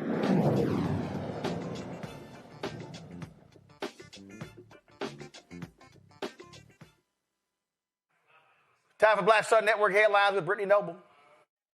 Roland, the unemployment rate climbed to 4.6% in November, marking its highest level since September of 2021. Employers nationwide added 64,000 jobs during the month, surpassing economists' forecasts. The release of the government's official employment data for October and November was delayed by the 43-day federal government shutdown that ended last month. Well, the U.S. Department of Housing and Urban Development has opened an investigation into the city of Boston's housing policies, alleging that the city prioritized people of color in ways that may violate federal anti-discrimination laws. In a statement, HUD said, "We believe the city of Boston has engaged in a social engineering project that intentionally advances discriminatory housing policies driven by an ideological commitment to DEI rather than merit or need." Boston officials are pushing back, defending their approach, and saying the city will continue its work to expand equitable and affordable housing. They can't say that the federal probe a politically motivated attack on local efforts to address longstanding inequities. Well, the U.S. Supreme Court will review the case of Terry Pitchford, a black man on death row in Mississippi. Pitchford, now 39, was convicted of capital murder for his role in the 2006 2006 armed robbery in which an accomplice fatally shot a store owner. Although more than half of the original jury pool was black, the final jury that sentenced him to death included only one black juror. Pitchford's attorneys argue that prosecutors excluded black jurors because of their race, a claim they say is supported by the trial record and filing history. Also, 2 Republican lawmakers are facing backlash after calling for the mass expulsion of Muslims from the United States following a mass shooting at a Hanukkah celebration in Australia. Florida Congressman Randy Fine called for a Muslim travel ban, mass deportations, and citizenship revocations in a social media post. Alabama Senator Tommy Tuberville echoed similar rhetoric, writing on X that Islam is not a religion and claiming Muslims are here to conquer, ending his post with a call to send them home. Also, instead of a Confederate General Robert E. Lee, the U.S. Capitol will now display a statue of Barbara Rose Johns, a teenager who challenged segregation in public schools. Johns was just 16 years old when she led a student strike in 1951 to protest unequal conditions at her Virginia high school, a case that later became part of Brown v. Board of Education. The statue is engraved with her words, "Are we going to just accept these conditions, or are we going to do something about it?" We'll have more for you on the other side of this break. You're watching Roland Martin Unfiltered on the Black Star Network. This week on the other side of change. Book bans, anti-intellectualism, and Trump's continued war on wisdom. This is a coordinated backlash to progress. At the end of the day, conservatives realized that they couldn't win a debate on facts. They started using our language against us, right? Remember when we were all woke and the woke movement and all that kind of stuff? Now everything is anti-woke, right? When we were talking about including diversity, equity, inclusion, and higher education, now it's anti-DEI. All this are efforts to suppress the truth because truth empowers people. You're watching The Other Side of Change only on the Black Star Network. They said the quiet part out loud. Black votes are a threat, so they erased them. After the Supreme Court gutted the Voting Rights Act in 2013, Republican legislatures moved fast. New voter ID laws, polling place shutdowns, purges of black voters from the rolls. Trump's Justice Department didn't stop it, they joined in. In 2018, his DOJ backed Ohio's voter purge system, a scheme that disproportionately erased black voters. Their goal, erase black votes and political power. Yeah, that happened. These are the kinds of stories that we cover every day on Roland Martin Unfiltered. Subscribe on YouTube and download the Black Star Network app. Support fact-based independent journalism that centers African Americans and the issues that matter to our community.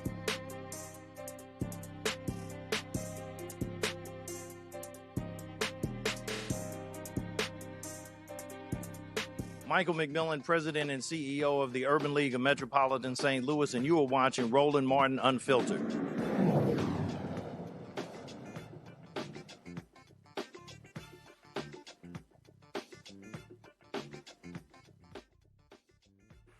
All right, folks, welcome back to Roland Martin Unfiltered right here on the Black Star Network. You know, one of the things that we often talk about here is how crazy these things are. Earlier, I mentioned this here.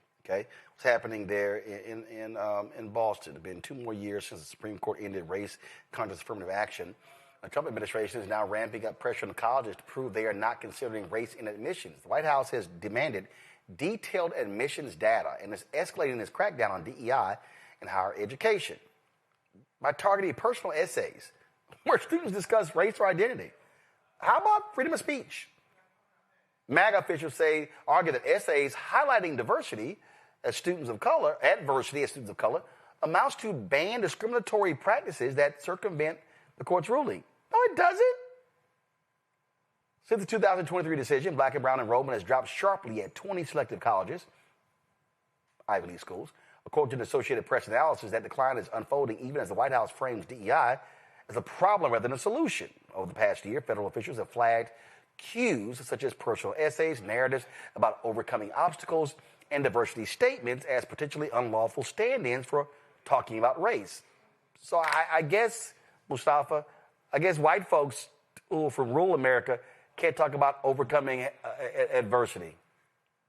Well, I'm glad you raised that because a lot of folks know that I actually come from dirt roads. I was raised in a rural community.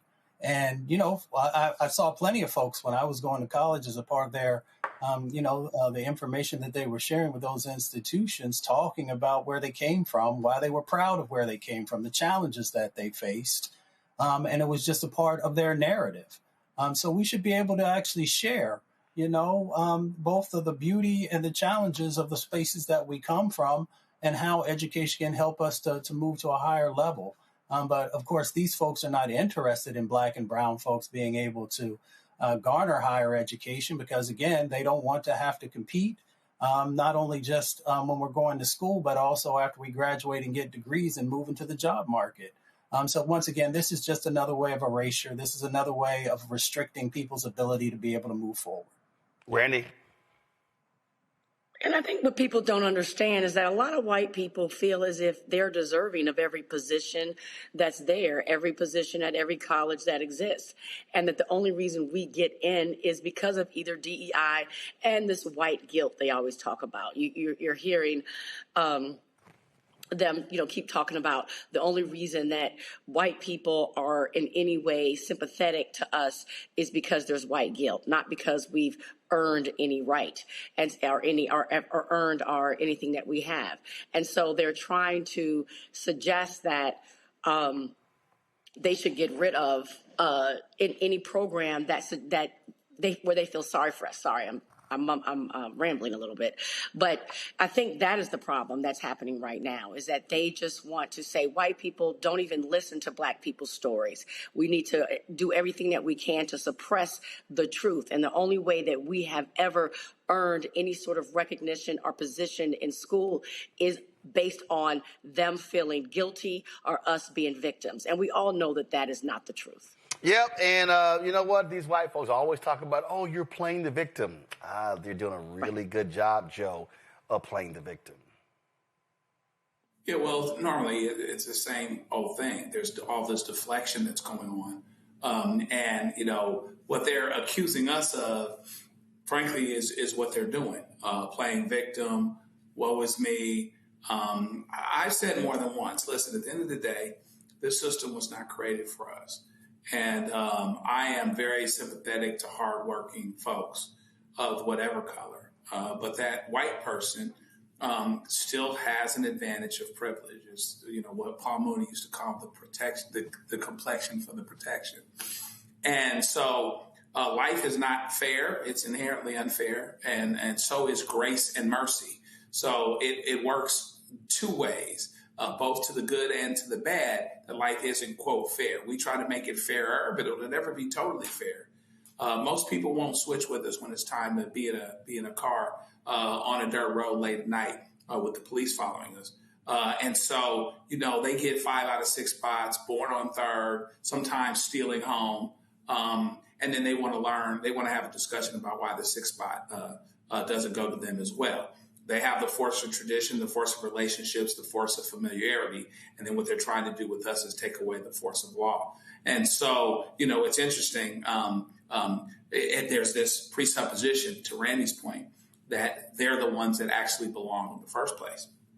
And that's a suggestion that was never true, but it's been perpetuated and etched in stone so much that people think of it differently. People forgot that even legacy was about white people keeping Jewish people out of the Ivy Leagues. That's where legacy came from. Legacy was a changing of the rules. It was a flex and a change so that people that may have been unqualified could get in. Legacy does not demonstrate or prove qualification, but nobody wants to talk about those types of things. So, it's a pretty dishonest argument fundamentally, and it's a difficult one to hear. Because it's bullcrap. If you've ever been concerned about how could they actually express having concerns about DEI when you look at this administration? You got a DEI president, you got a DEI secretary of defense, you got a secretary of war, you got a DEI Justice Department, and you got a whole bunch of DEI judges. If DEI is negative people that don't necessarily qualify, okay, they're okay with doing that as long as it's theirs. All right, folks, for months we've talked about Fanbase. The Series A raised about $17 million to really expand a social media app. Lots has been going on. And guess what? Just one day left before the crowdfund ends. Joining us right now is the founder, Isaac Hayes III. Isaac, glad to have you here. So the goal was $17 million. I saw the other day you had a post. Where are you at now? Is it $15 million or have you raised more? 15.5. We've raised about $331,000 just today. Gotcha. So, yeah, it's we got one day left. And the thing that you've constantly talked about, and we talk about this all the time, if we talk about stock market, when we look at these individuals who invest in companies, first of all, people don't realize when you're in the stock market, that company goes public. So you've already had people who invested early, and then when it goes public, if it blows up, they make a whole lot of money. There was an example you used of a guy who invested, what was it, $5,000 in Uber or something like that? Yeah. $5,000. Orrin Michaels put $5,000 into Uber in 2010, and in 2019, when the company went public, his $5,000 was worth $24 million. So the reality is, what often happens is that as African Americans, I'm sitting here, iPad, iPhone. I'm looking at charger, iWatch, all this sort of stuff like this. I'm looking at DJI equipment. Well, guess what happens is we are early adopters. We use all this stuff, but we are never the ones making money as equity owners. We are consumers of products. Absolutely. And when it comes to things like social media, we are the number one consumer of a lot of these products, and we push these platforms to trillion-dollar status. You know, Facebook is right now, Meta is a $1.8 trillion company with a T, like with $1 trillion in 20 years. It's become a $1.8 trillion company, largely because of the innovation and talent and creativity of young people and Black culture primarily. But no one ever really got the call to invest in Facebook in 2004, right? The 2004 Facebook crowd was Peter Thiel, who owns Palantir and who's a big Trump supporter. And, you know, those guys are the ones that are worth billions of dollars, 21 years later. And so with Fanbase, I wanted to build an infrastructure just as infant as Facebook, but then scale it to a multi-billion-dollar company. But this time, the general public can have an opportunity to invest in it, right? So what Peter Thiel has done with his billions is take his money and work against the benefit of Black people on a platform that Black people help build. So what really makes a social media platform valuable are the users. And so the technology is really something that takes capital to build, but we are the essence and we are the soul of social media. And so if we can do it on Facebook and Instagram and TikTok, we can do it on Fanbase. But before we do, let's invest and own that platform. So then when we go public or we get acquired, then we have multiple Peter Thiels that are involved but they're Black people. They're people that believed in Fanbase before everybody else. They're investors that came in early, even at the small amount, the minimum amount of this round of $399. If you think about Fanbase going from a $160 million company, which it is now, which is amazing, but just say $160 billion, which is still 10 times less, like I said, than what Meta is worth now, 10 times less, 5 times less of what Instagram is worth now. That's still 1,000x return, right? So that's in theory or in possibility, someone putting $399 into an investment a day, and 6-7 years from now being able to make $399,000 off their investment. And we can do that. We have the ability to do that. We got AI technology. We have coding involved like that. We can use the AI. We built a brand new algorithm. So this is the time when all these apps have spent the last year telling Black people that we don't want you. We don't want DEI. We're ending all our initiatives. Cool. End them. We're building microdramas. We're building a social media platform for the entire world to use, and it will be diverse and equitable and inclusive all at once. We also want people to download the app, so explain to people exactly what Fanbase does. So Fanbase is social media through the lens of Black ownership. And the reason why I say that is important is because we've maxed out on features. I don't think that we're going to get any new features. I don't think another social media platform is going to come out and innovate video, audio, or photos, right? We maxed out on those. What the difference is monetization and ownership. So Fanbase allows anybody that uses the platform the same way you would use Instagram or TikTok or YouTube to have subscribers from day one, still free to use, and people can tip you for your content. So the videos and the photos that you post on Instagram, on Fanbase, you can make 20 cents, 30 cents, $1, $5, as much as people feel like they want to give you for the content that you post. And then, again, people owning the platform. It's a social media platform. And so there's always going to be new apps. We've seen pretty much the death of Twitter the last, few years with Elon Musk taking over X. And we're seeing the transition of TikTok become, the TikTok of True Social with Trump and his individuals acquiring that platform. So we know it's about to happen over there. So we're going to need new spaces. We're going to need new platforms. And so if we're going to need new ones, this time, let it be owned by the users, and then make sure that Black people have a space of equitable visibility in the platform, because the algorithm is not going to work against Black people on Fanbase. It's going to work on behalf of all people, and that's what doesn't even exist on social right now. Questions from the panelists. Mustafa, you first. Isaac, it's good to see you. If we look back 5 years, or, we go 5 years into the future and take a look at Fanbase, what do you hope is accomplished in that moment? I hope in 5 years, Fanbase has completely absorbed all media. And what I mean by that is I hope in 5 years that you actually have to log into your Netflix account, or you can log into your Netflix account through Fanbase. You can log into to experience content through Fanbase, but by doing so, you'll be able to experience content in a different way. Audio rooms, clipping, sharing, DMing, all these other things that you can do, because social media is the new television. And so I want us to take advantage of the fact that if you don't think that social media is the new television, you're sadly mistaken. Everybody is going to be watching all the content. I'm talking about the stuff that you're looking at on Disney Plus and Netflix and Hulu and DirecTV. All of that stuff is going to be watched and absorbed and viewed inside of a large community, a large social network. And so that's what I see the vision for Fanbase being. Randy? Good to see you, brother. It's good to see you, brother. I'd like to say that I am an early investor in Fanbase. Not big, Absolutely. But there. And I'm also a content creator and have an account on Fanbase. So I believe very much in what you're doing. What I'd like to ask you is, why do you think some people are hesitant to participate in Fanbase? Do you think that there is an issue with our minds being colonized that we don't quite easily adopt when one of our own does something big and different? No, I think it's a combination of capital and dopamine, right? Like the platforms like Meta and TikTok have spent an enormous amount of research understanding what triggers the mind to be excited and want to stay on the platform, and that's visibility and views. And so one of the things that people say when they first get on Fanbase is, "Oh my God, I'm not getting the same views that I get on Instagram or TikTok." And I'm saying, yeah, of course, because those platforms are multi-billion-dollar platforms that sink a lot of money and technology into hooking you into using the platform. And so then on the investment side, we've never been here before. Like I said, I ask anybody to count on one hand, count on three fingers. You got Black Planet, you got Fanbase.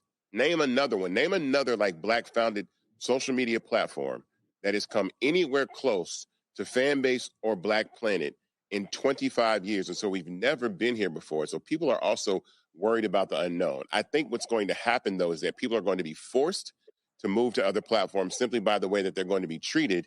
And some people will still remain on platforms like TikTok. But I think that people are going to be get a rude awakening come 2026 about the plans of the current administration and the people that acquired TikTok of what they want to do with it. And this is the perfect time. Like, this is the time to, once again, these companies have spent the last year saying, we don't want diversity, we don't want equity, we don't want inclusion. What they count on is somebody not building an infrastructure that can absorb all that diversity and accept all that equity, and include all that inclusion into the product. And that's what Fanbase does. They're counting on no one to come to a platform like Fanbase, and they didn't count on me to build something like Fanbase. And so that's going to be the big surprise for them in 2026 is, because when the micro dramas take off, when the Black micro dramas start going crazy, all those same companies are going to come try and lure all of us back. They're going to say, hey, we want diverse micro dramas. We want diversity. We want equity. Yeah, because there's millions and billions of dollars behind it. And when you see how much money you're losing and people are using a platform like Fanbase, and advertisers are coming to Fanbase because they want to reach Black audiences, they want to reach diverse audiences, then the whole conversation is going to switch, because money, this is all about money to a lot of these major corporations. but this time the money's going into the hands of the users and the investors. Well, and as Jeff Carr said here, the black people bring your eyeballs home. And the reality is we make these platforms massively rich by virtue of our eyeballs and our creativity. So how about we do it on a platform that is not just only for us. Anybody can join Fanbase, but if we invest in it, we can actually build it up ourselves with all of our amazing and incredible talent. Joe, I'm sorry, Joe, you asked the question, right? Yeah, no, I haven't. Thank you. Brother Hayes, good to see you. Blessings. Let us know what someone who may not have looked at Fanbase in the last year or so, what can they see now that they didn't see this time last year? You can see we built a brand new algorithm that we've been working on since July. We just rebuilt content migration. So when you go to Fanbase, it's easier to migrate your content from Instagram and TikTok over to the platform. What you cannot see on the back end is the talent we've been able to hire. It costs a lot of money to hire really great talent. Okay, right? hold on. Stop right there. I need you to repeat that again because what I need people to understand, the person who is sitting here watching, and there's a whole bunch of Negroes who've been shitting on Fanbase, bitching about stuff, don't understand that that Meta, that Twitter, that Instagram, all these platforms, they put in $200, $300, $400, $500, $700 million, $1 billion into staff, engineers, all that sort of stuff. And so it's a whole bunch of us expect a black-owned platform to operate just like those platforms, and don't nobody want to ask, well, what was the level of investment that went into it? Meta was hiring engineers from Google. Google hiring engineers from Apple. All this sort of stuff like this here. And as I always say on this show, if y'all want quality, it costs money. It don't just happen just because. Now go ahead. Yeah, we've been able to actually hire some talent from Meta. You know, we have a product owner that's part of the company from Meta. I have two amazing advisors that used to work at Meta, senior level black executives that were at Meta and Snapchat. And so we've been able to get better because those have led to us finding a young black man who's going for his doctorate in mathematics. Shout out to Quincy, who helped train our algorithm.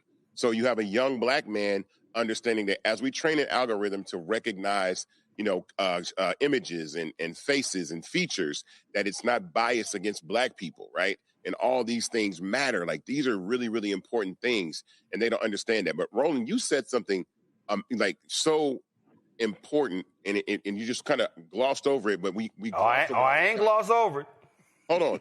No, listen. This is what you said. You said, think about this. Every time black people download and use applications that are owned by white or Asian people and make them the most successful companies in the world, and on the back end, right, somebody white or Asian owns those companies. They sit on the cap table. And my point is this time, I guarantee you, when our talent, wherever our energy, wherever our culture, wherever our talent is, those people will come. So this time, when they come to Fanbase, right, the people that own Fanbase look like us, right? They look like us. They talk like us. They sound like us, right? And they believe like we believe. And they will use those products the same way. You're telling me right now that if the NBA had all black owners, that they still wouldn't come see black people play basketball? No, they wouldn't. They would absolutely still come. But the problem is that ownership piece is so hard to get to in the very, very beginning. You have to think about that. You have to strategize about that. You have to say, before I leap, I have to look and plan. And so before we blow up another social media platform, I was like, this time I'm going to build something. Before we blow another one up, if we're going to blow anything up, we're going to blow up our own stuff. And so this has been a really, a calling on my life, a real big challenge. I'm really happy about what I've been able to accomplish. It's purpose-driven. There's a lot of energy and effort that goes into the entire team that helps build a platform like this.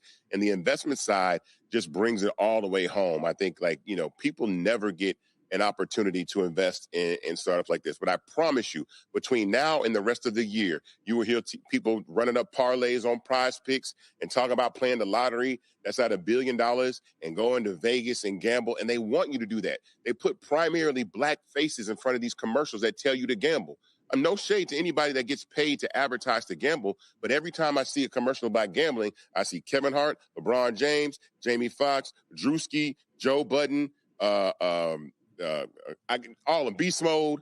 I see all black faces telling you, no, go over here. Spend your money over here. Parlay, gamble, do all the blue-collar gambling. But leave the white-collar gambling, which is investing. Leave the white-collar gambling to us. Let us invest in the NVIDIAs and the Apples and the Microsofts. Those are the things that I'm talking about. Well, and the thing that I'll say when I make that point, and I've said this numerous times, that black people, we are great at making non-black people rich. I mean, our track record is amazing. Whether we're talking Hollywood, whether we're talking music, whether we're talking anything. And what I need our folks to understand, is that if you use the Fanbase app, you can post photos, you can post videos, you can have subscriptions, you can make money, you can do all those different things. You've got audio rooms, you can live stream. And again, the zeal by which we jumped on Clubhouse during COVID, that shot that app to a $4 billion valuation, how we made TikTok sexy and Instagram sexy and Facebook and Twitter, and not only that, when it was, you made this point here and it was stunning.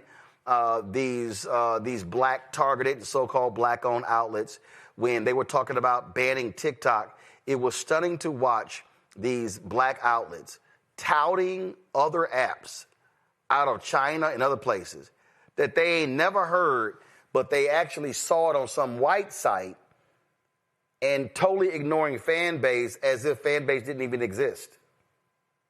Yeah, I'm not even going to name the app, but I just need our people to understand that there were black outlets touting these other apps to download if they shut down TikTok, and we're totally ignoring Fanbase. And some of these sites and platforms located right there in Atlanta where Fanbase is based. Yeah, I think, again, we have a problem enriching ourselves beyond ourselves. But I do want to say something about black people have an amazing track record of blowing up other businesses. Let's not forget that there has been a systemic barrier in people getting funding, especially like founders like me, of being able to get funding to be able to build our businesses. Like, you know, there are companies that have been given hundreds of millions of dollars to I got it. forward.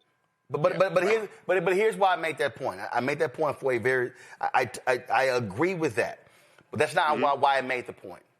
Because what I need our people to understand, I need people who are watching and listening to really understand the point I'm about to make.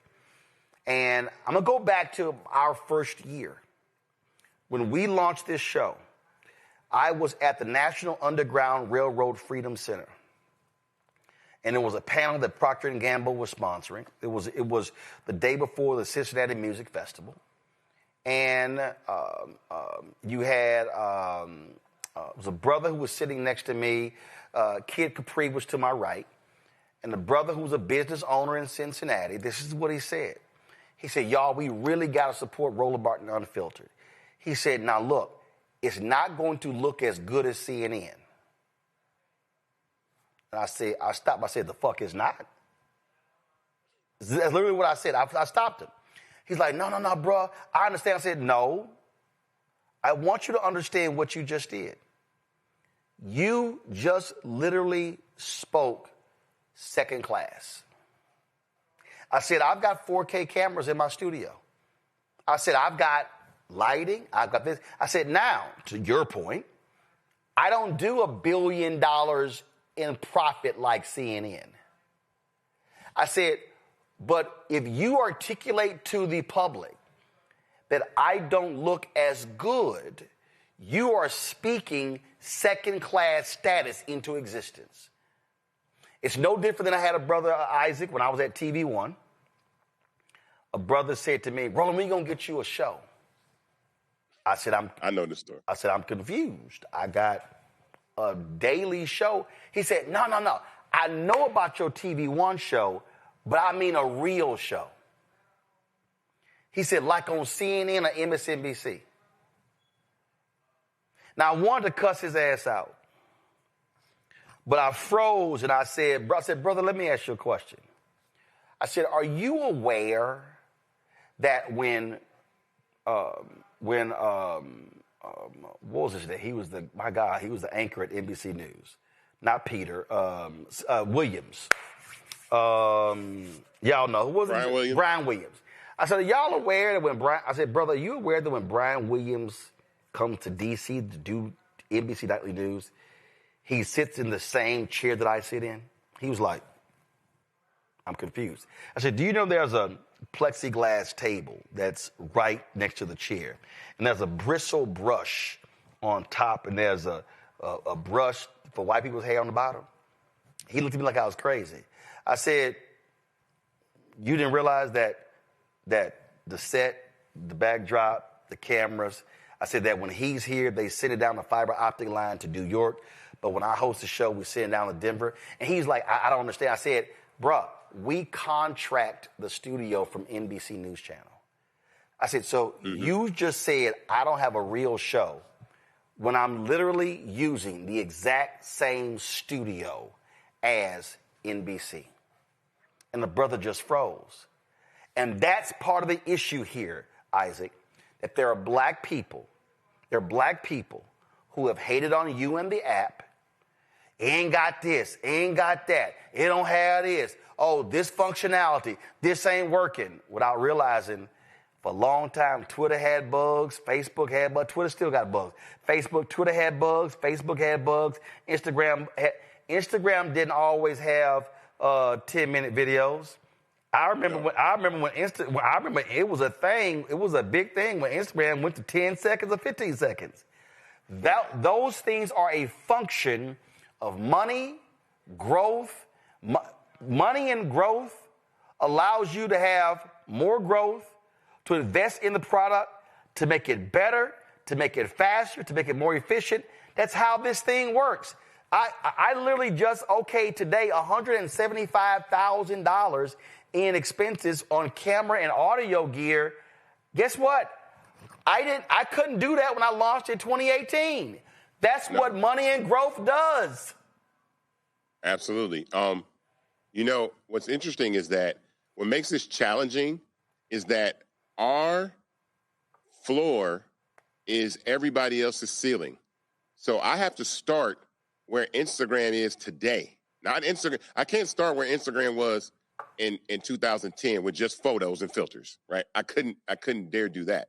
I have to compete on a level with these other platforms of the products and services that they provide to consumers and users every day with 1/100,000th of the capital to be able to do so. But I dare anybody to download Fanbase, create a profile, and see like, dang, he's been able to do this with, look, $24 million, $23 million is nothing to scoff at. But when you think some of these platforms, if we mention the aforementioned Clubhouse, have raised $300 million, $350 million, and all they've given you is audio rooms that aren't monetized, that don't allow people to tip you, and they want you to pay to use the product. And we already have that in Fanbase, plus 5 other core functionalities and subscriptions and tipping and an algorithm.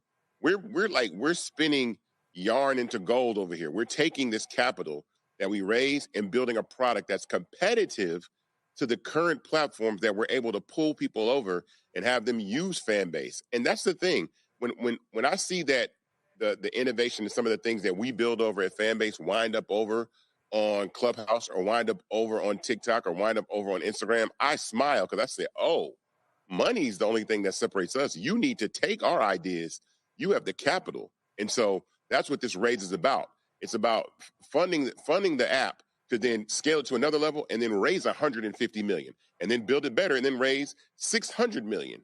And so my point is, with the people that are on when we raised, this $17 million, that's a different valuation. The valuation of the company is going to continue and increase, which means the likelihood that you'll see a larger return for your investment in Series D is way different than Series A, and we haven't even really done a Series A. This is all still seed funding, but this is the longest seed round in history because we've had to go to the people, but I prefer we do it that way because this is our platform. This is the platform that belongs to the users.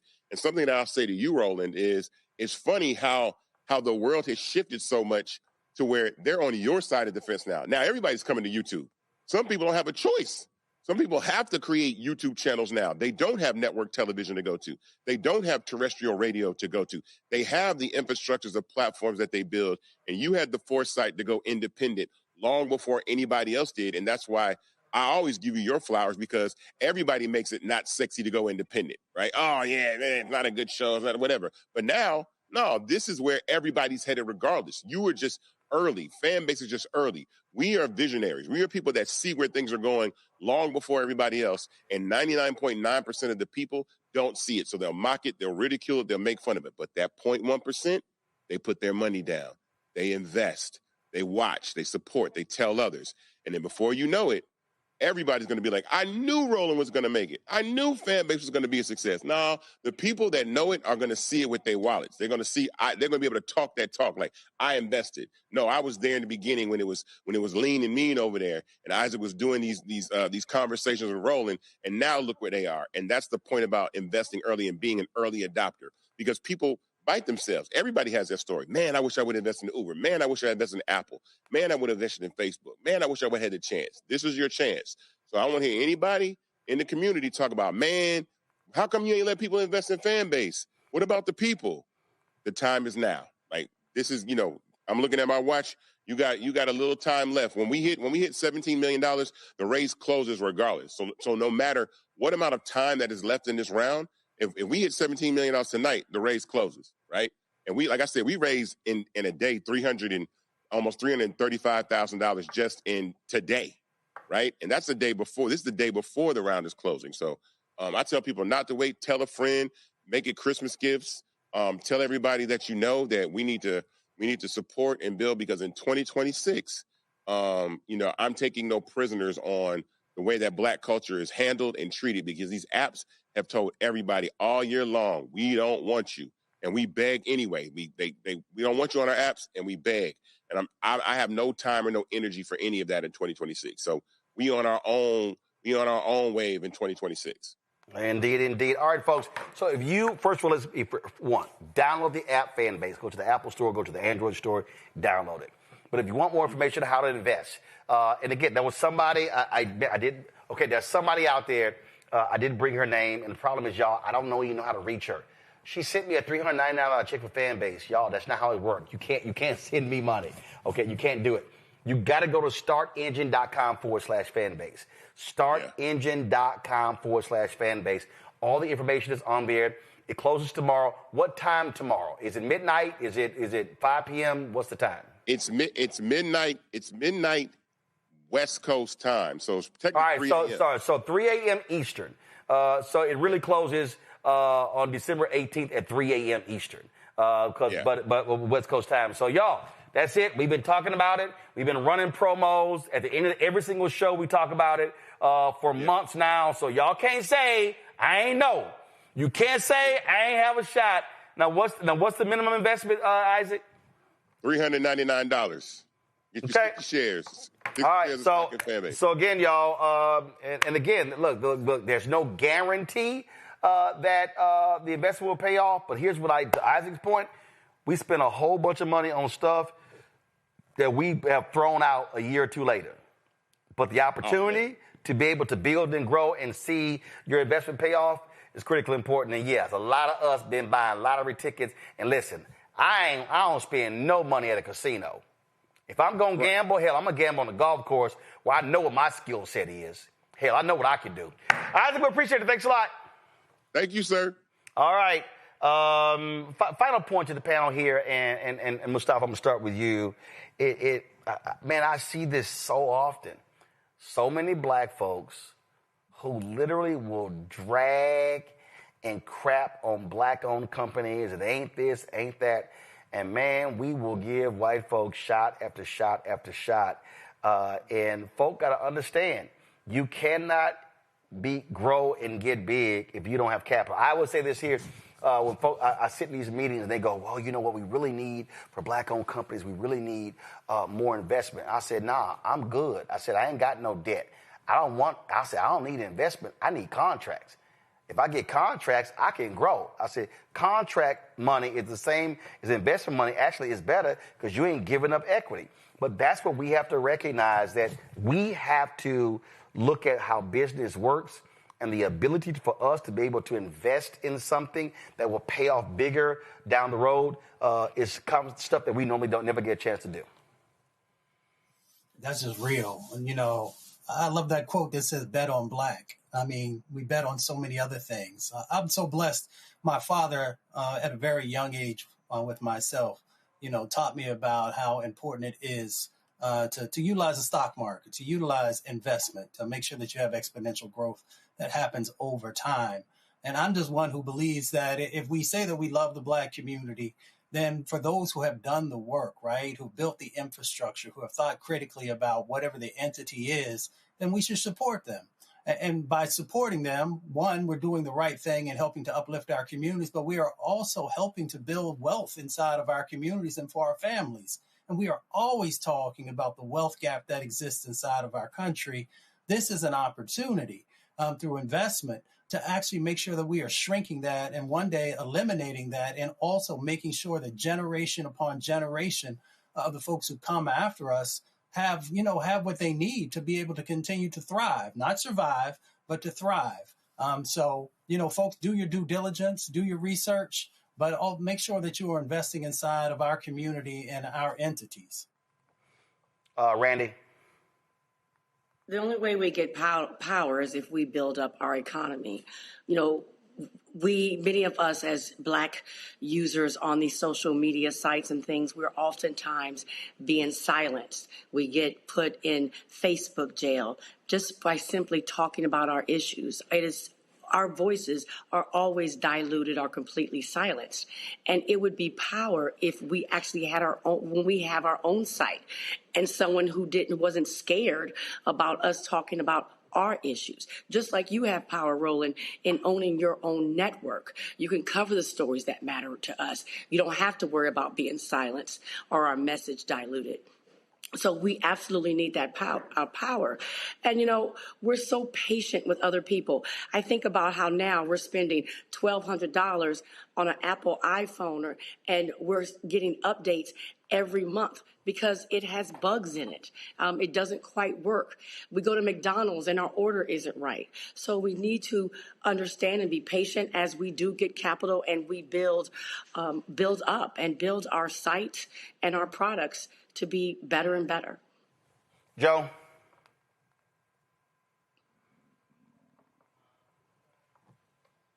Is Joe there? All right, Joe looks frozen. All right, we'll figure that out. Let's go to our marketplace segment and roll it.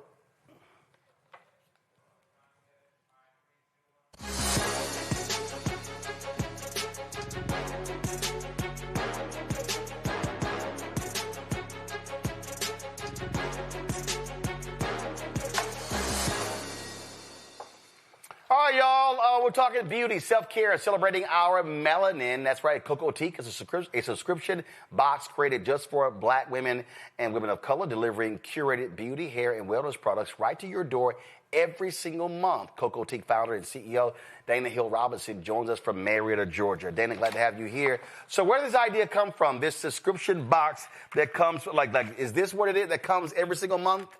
Yes. Sometimes it comes in a tote bag. This is one of our tote bags that we did for the boho collection, which is also being offered. And then sometimes it'll come in an organza bag.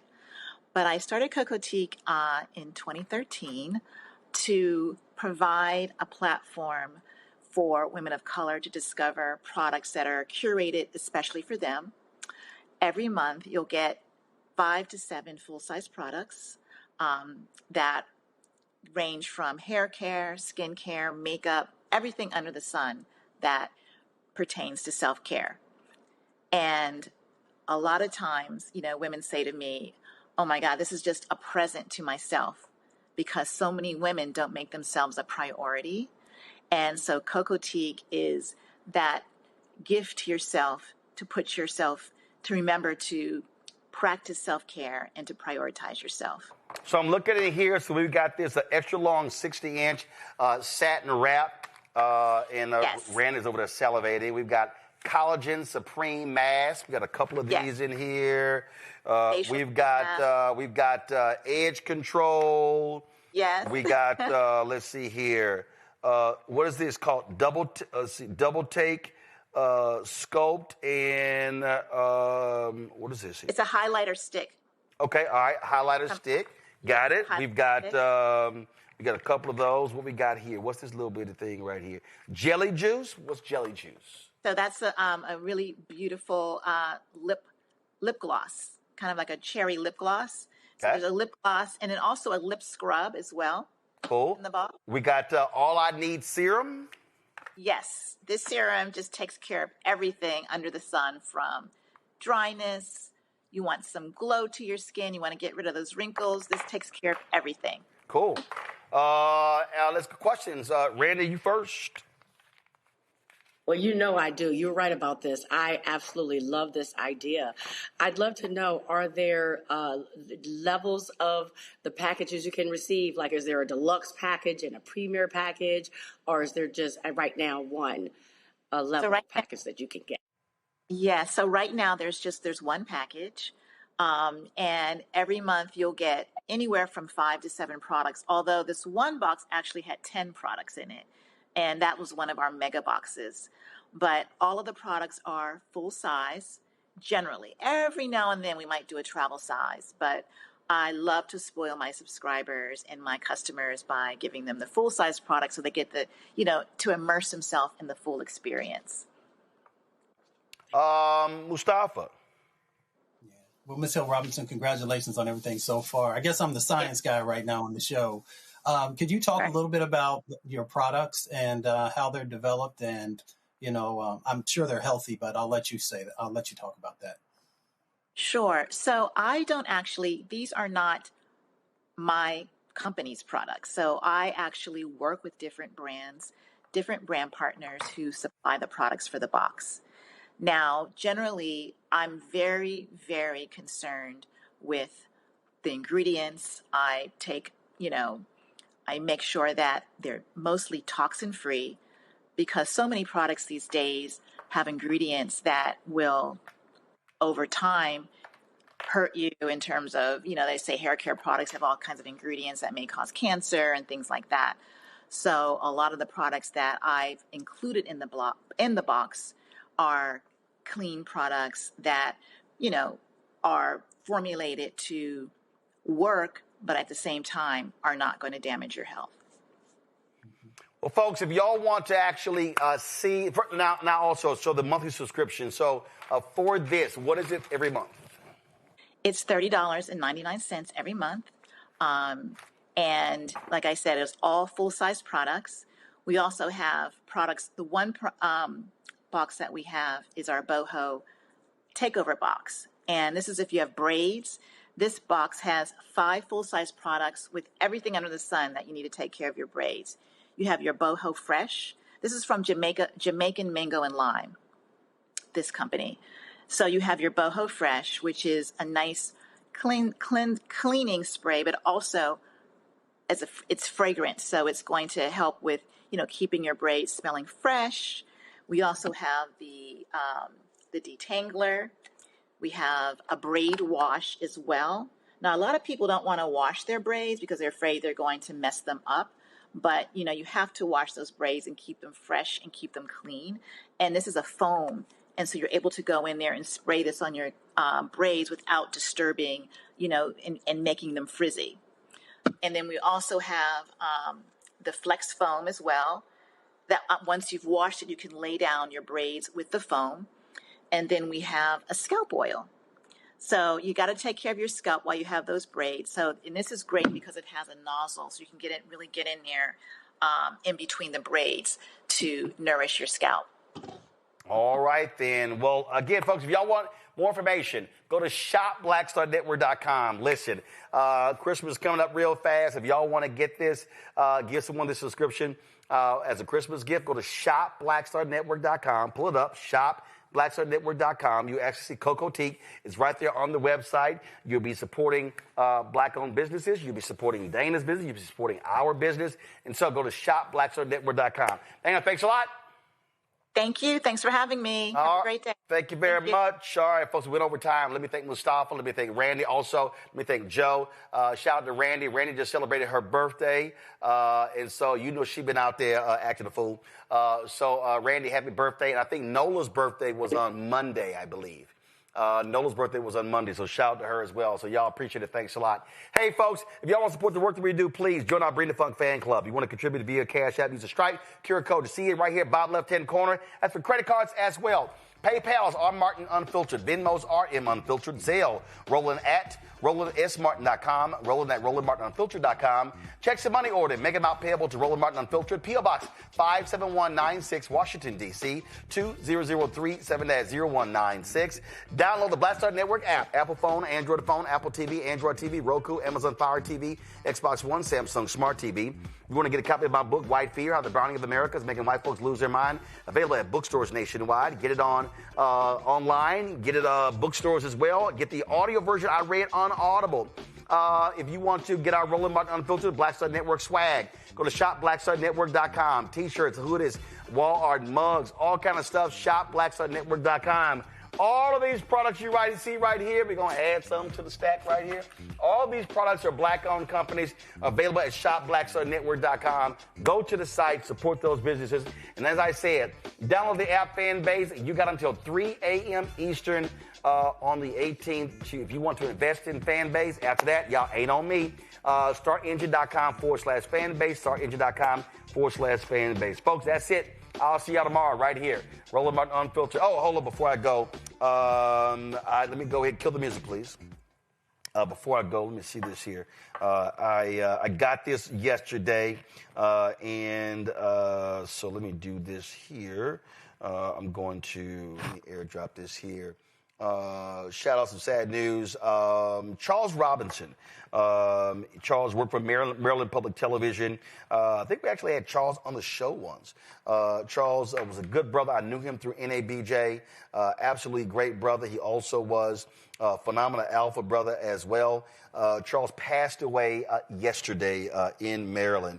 He also was the 19th editor of Alpha Phi Alpha's The Sphinx magazine from 1991 to 1993. And so definitely wanted to give him a shout out. Again, he was a really, really great brother. Charles always had a smile on his face. He was always talking trash. Golf games sucked, but he's always talking trash about golf. But I would always see him at NABJ. When I see him in Maryland, hadn't seen him in a while. So condolences. And Charles, this is a funny, just so y'all understand how crazy Charles was.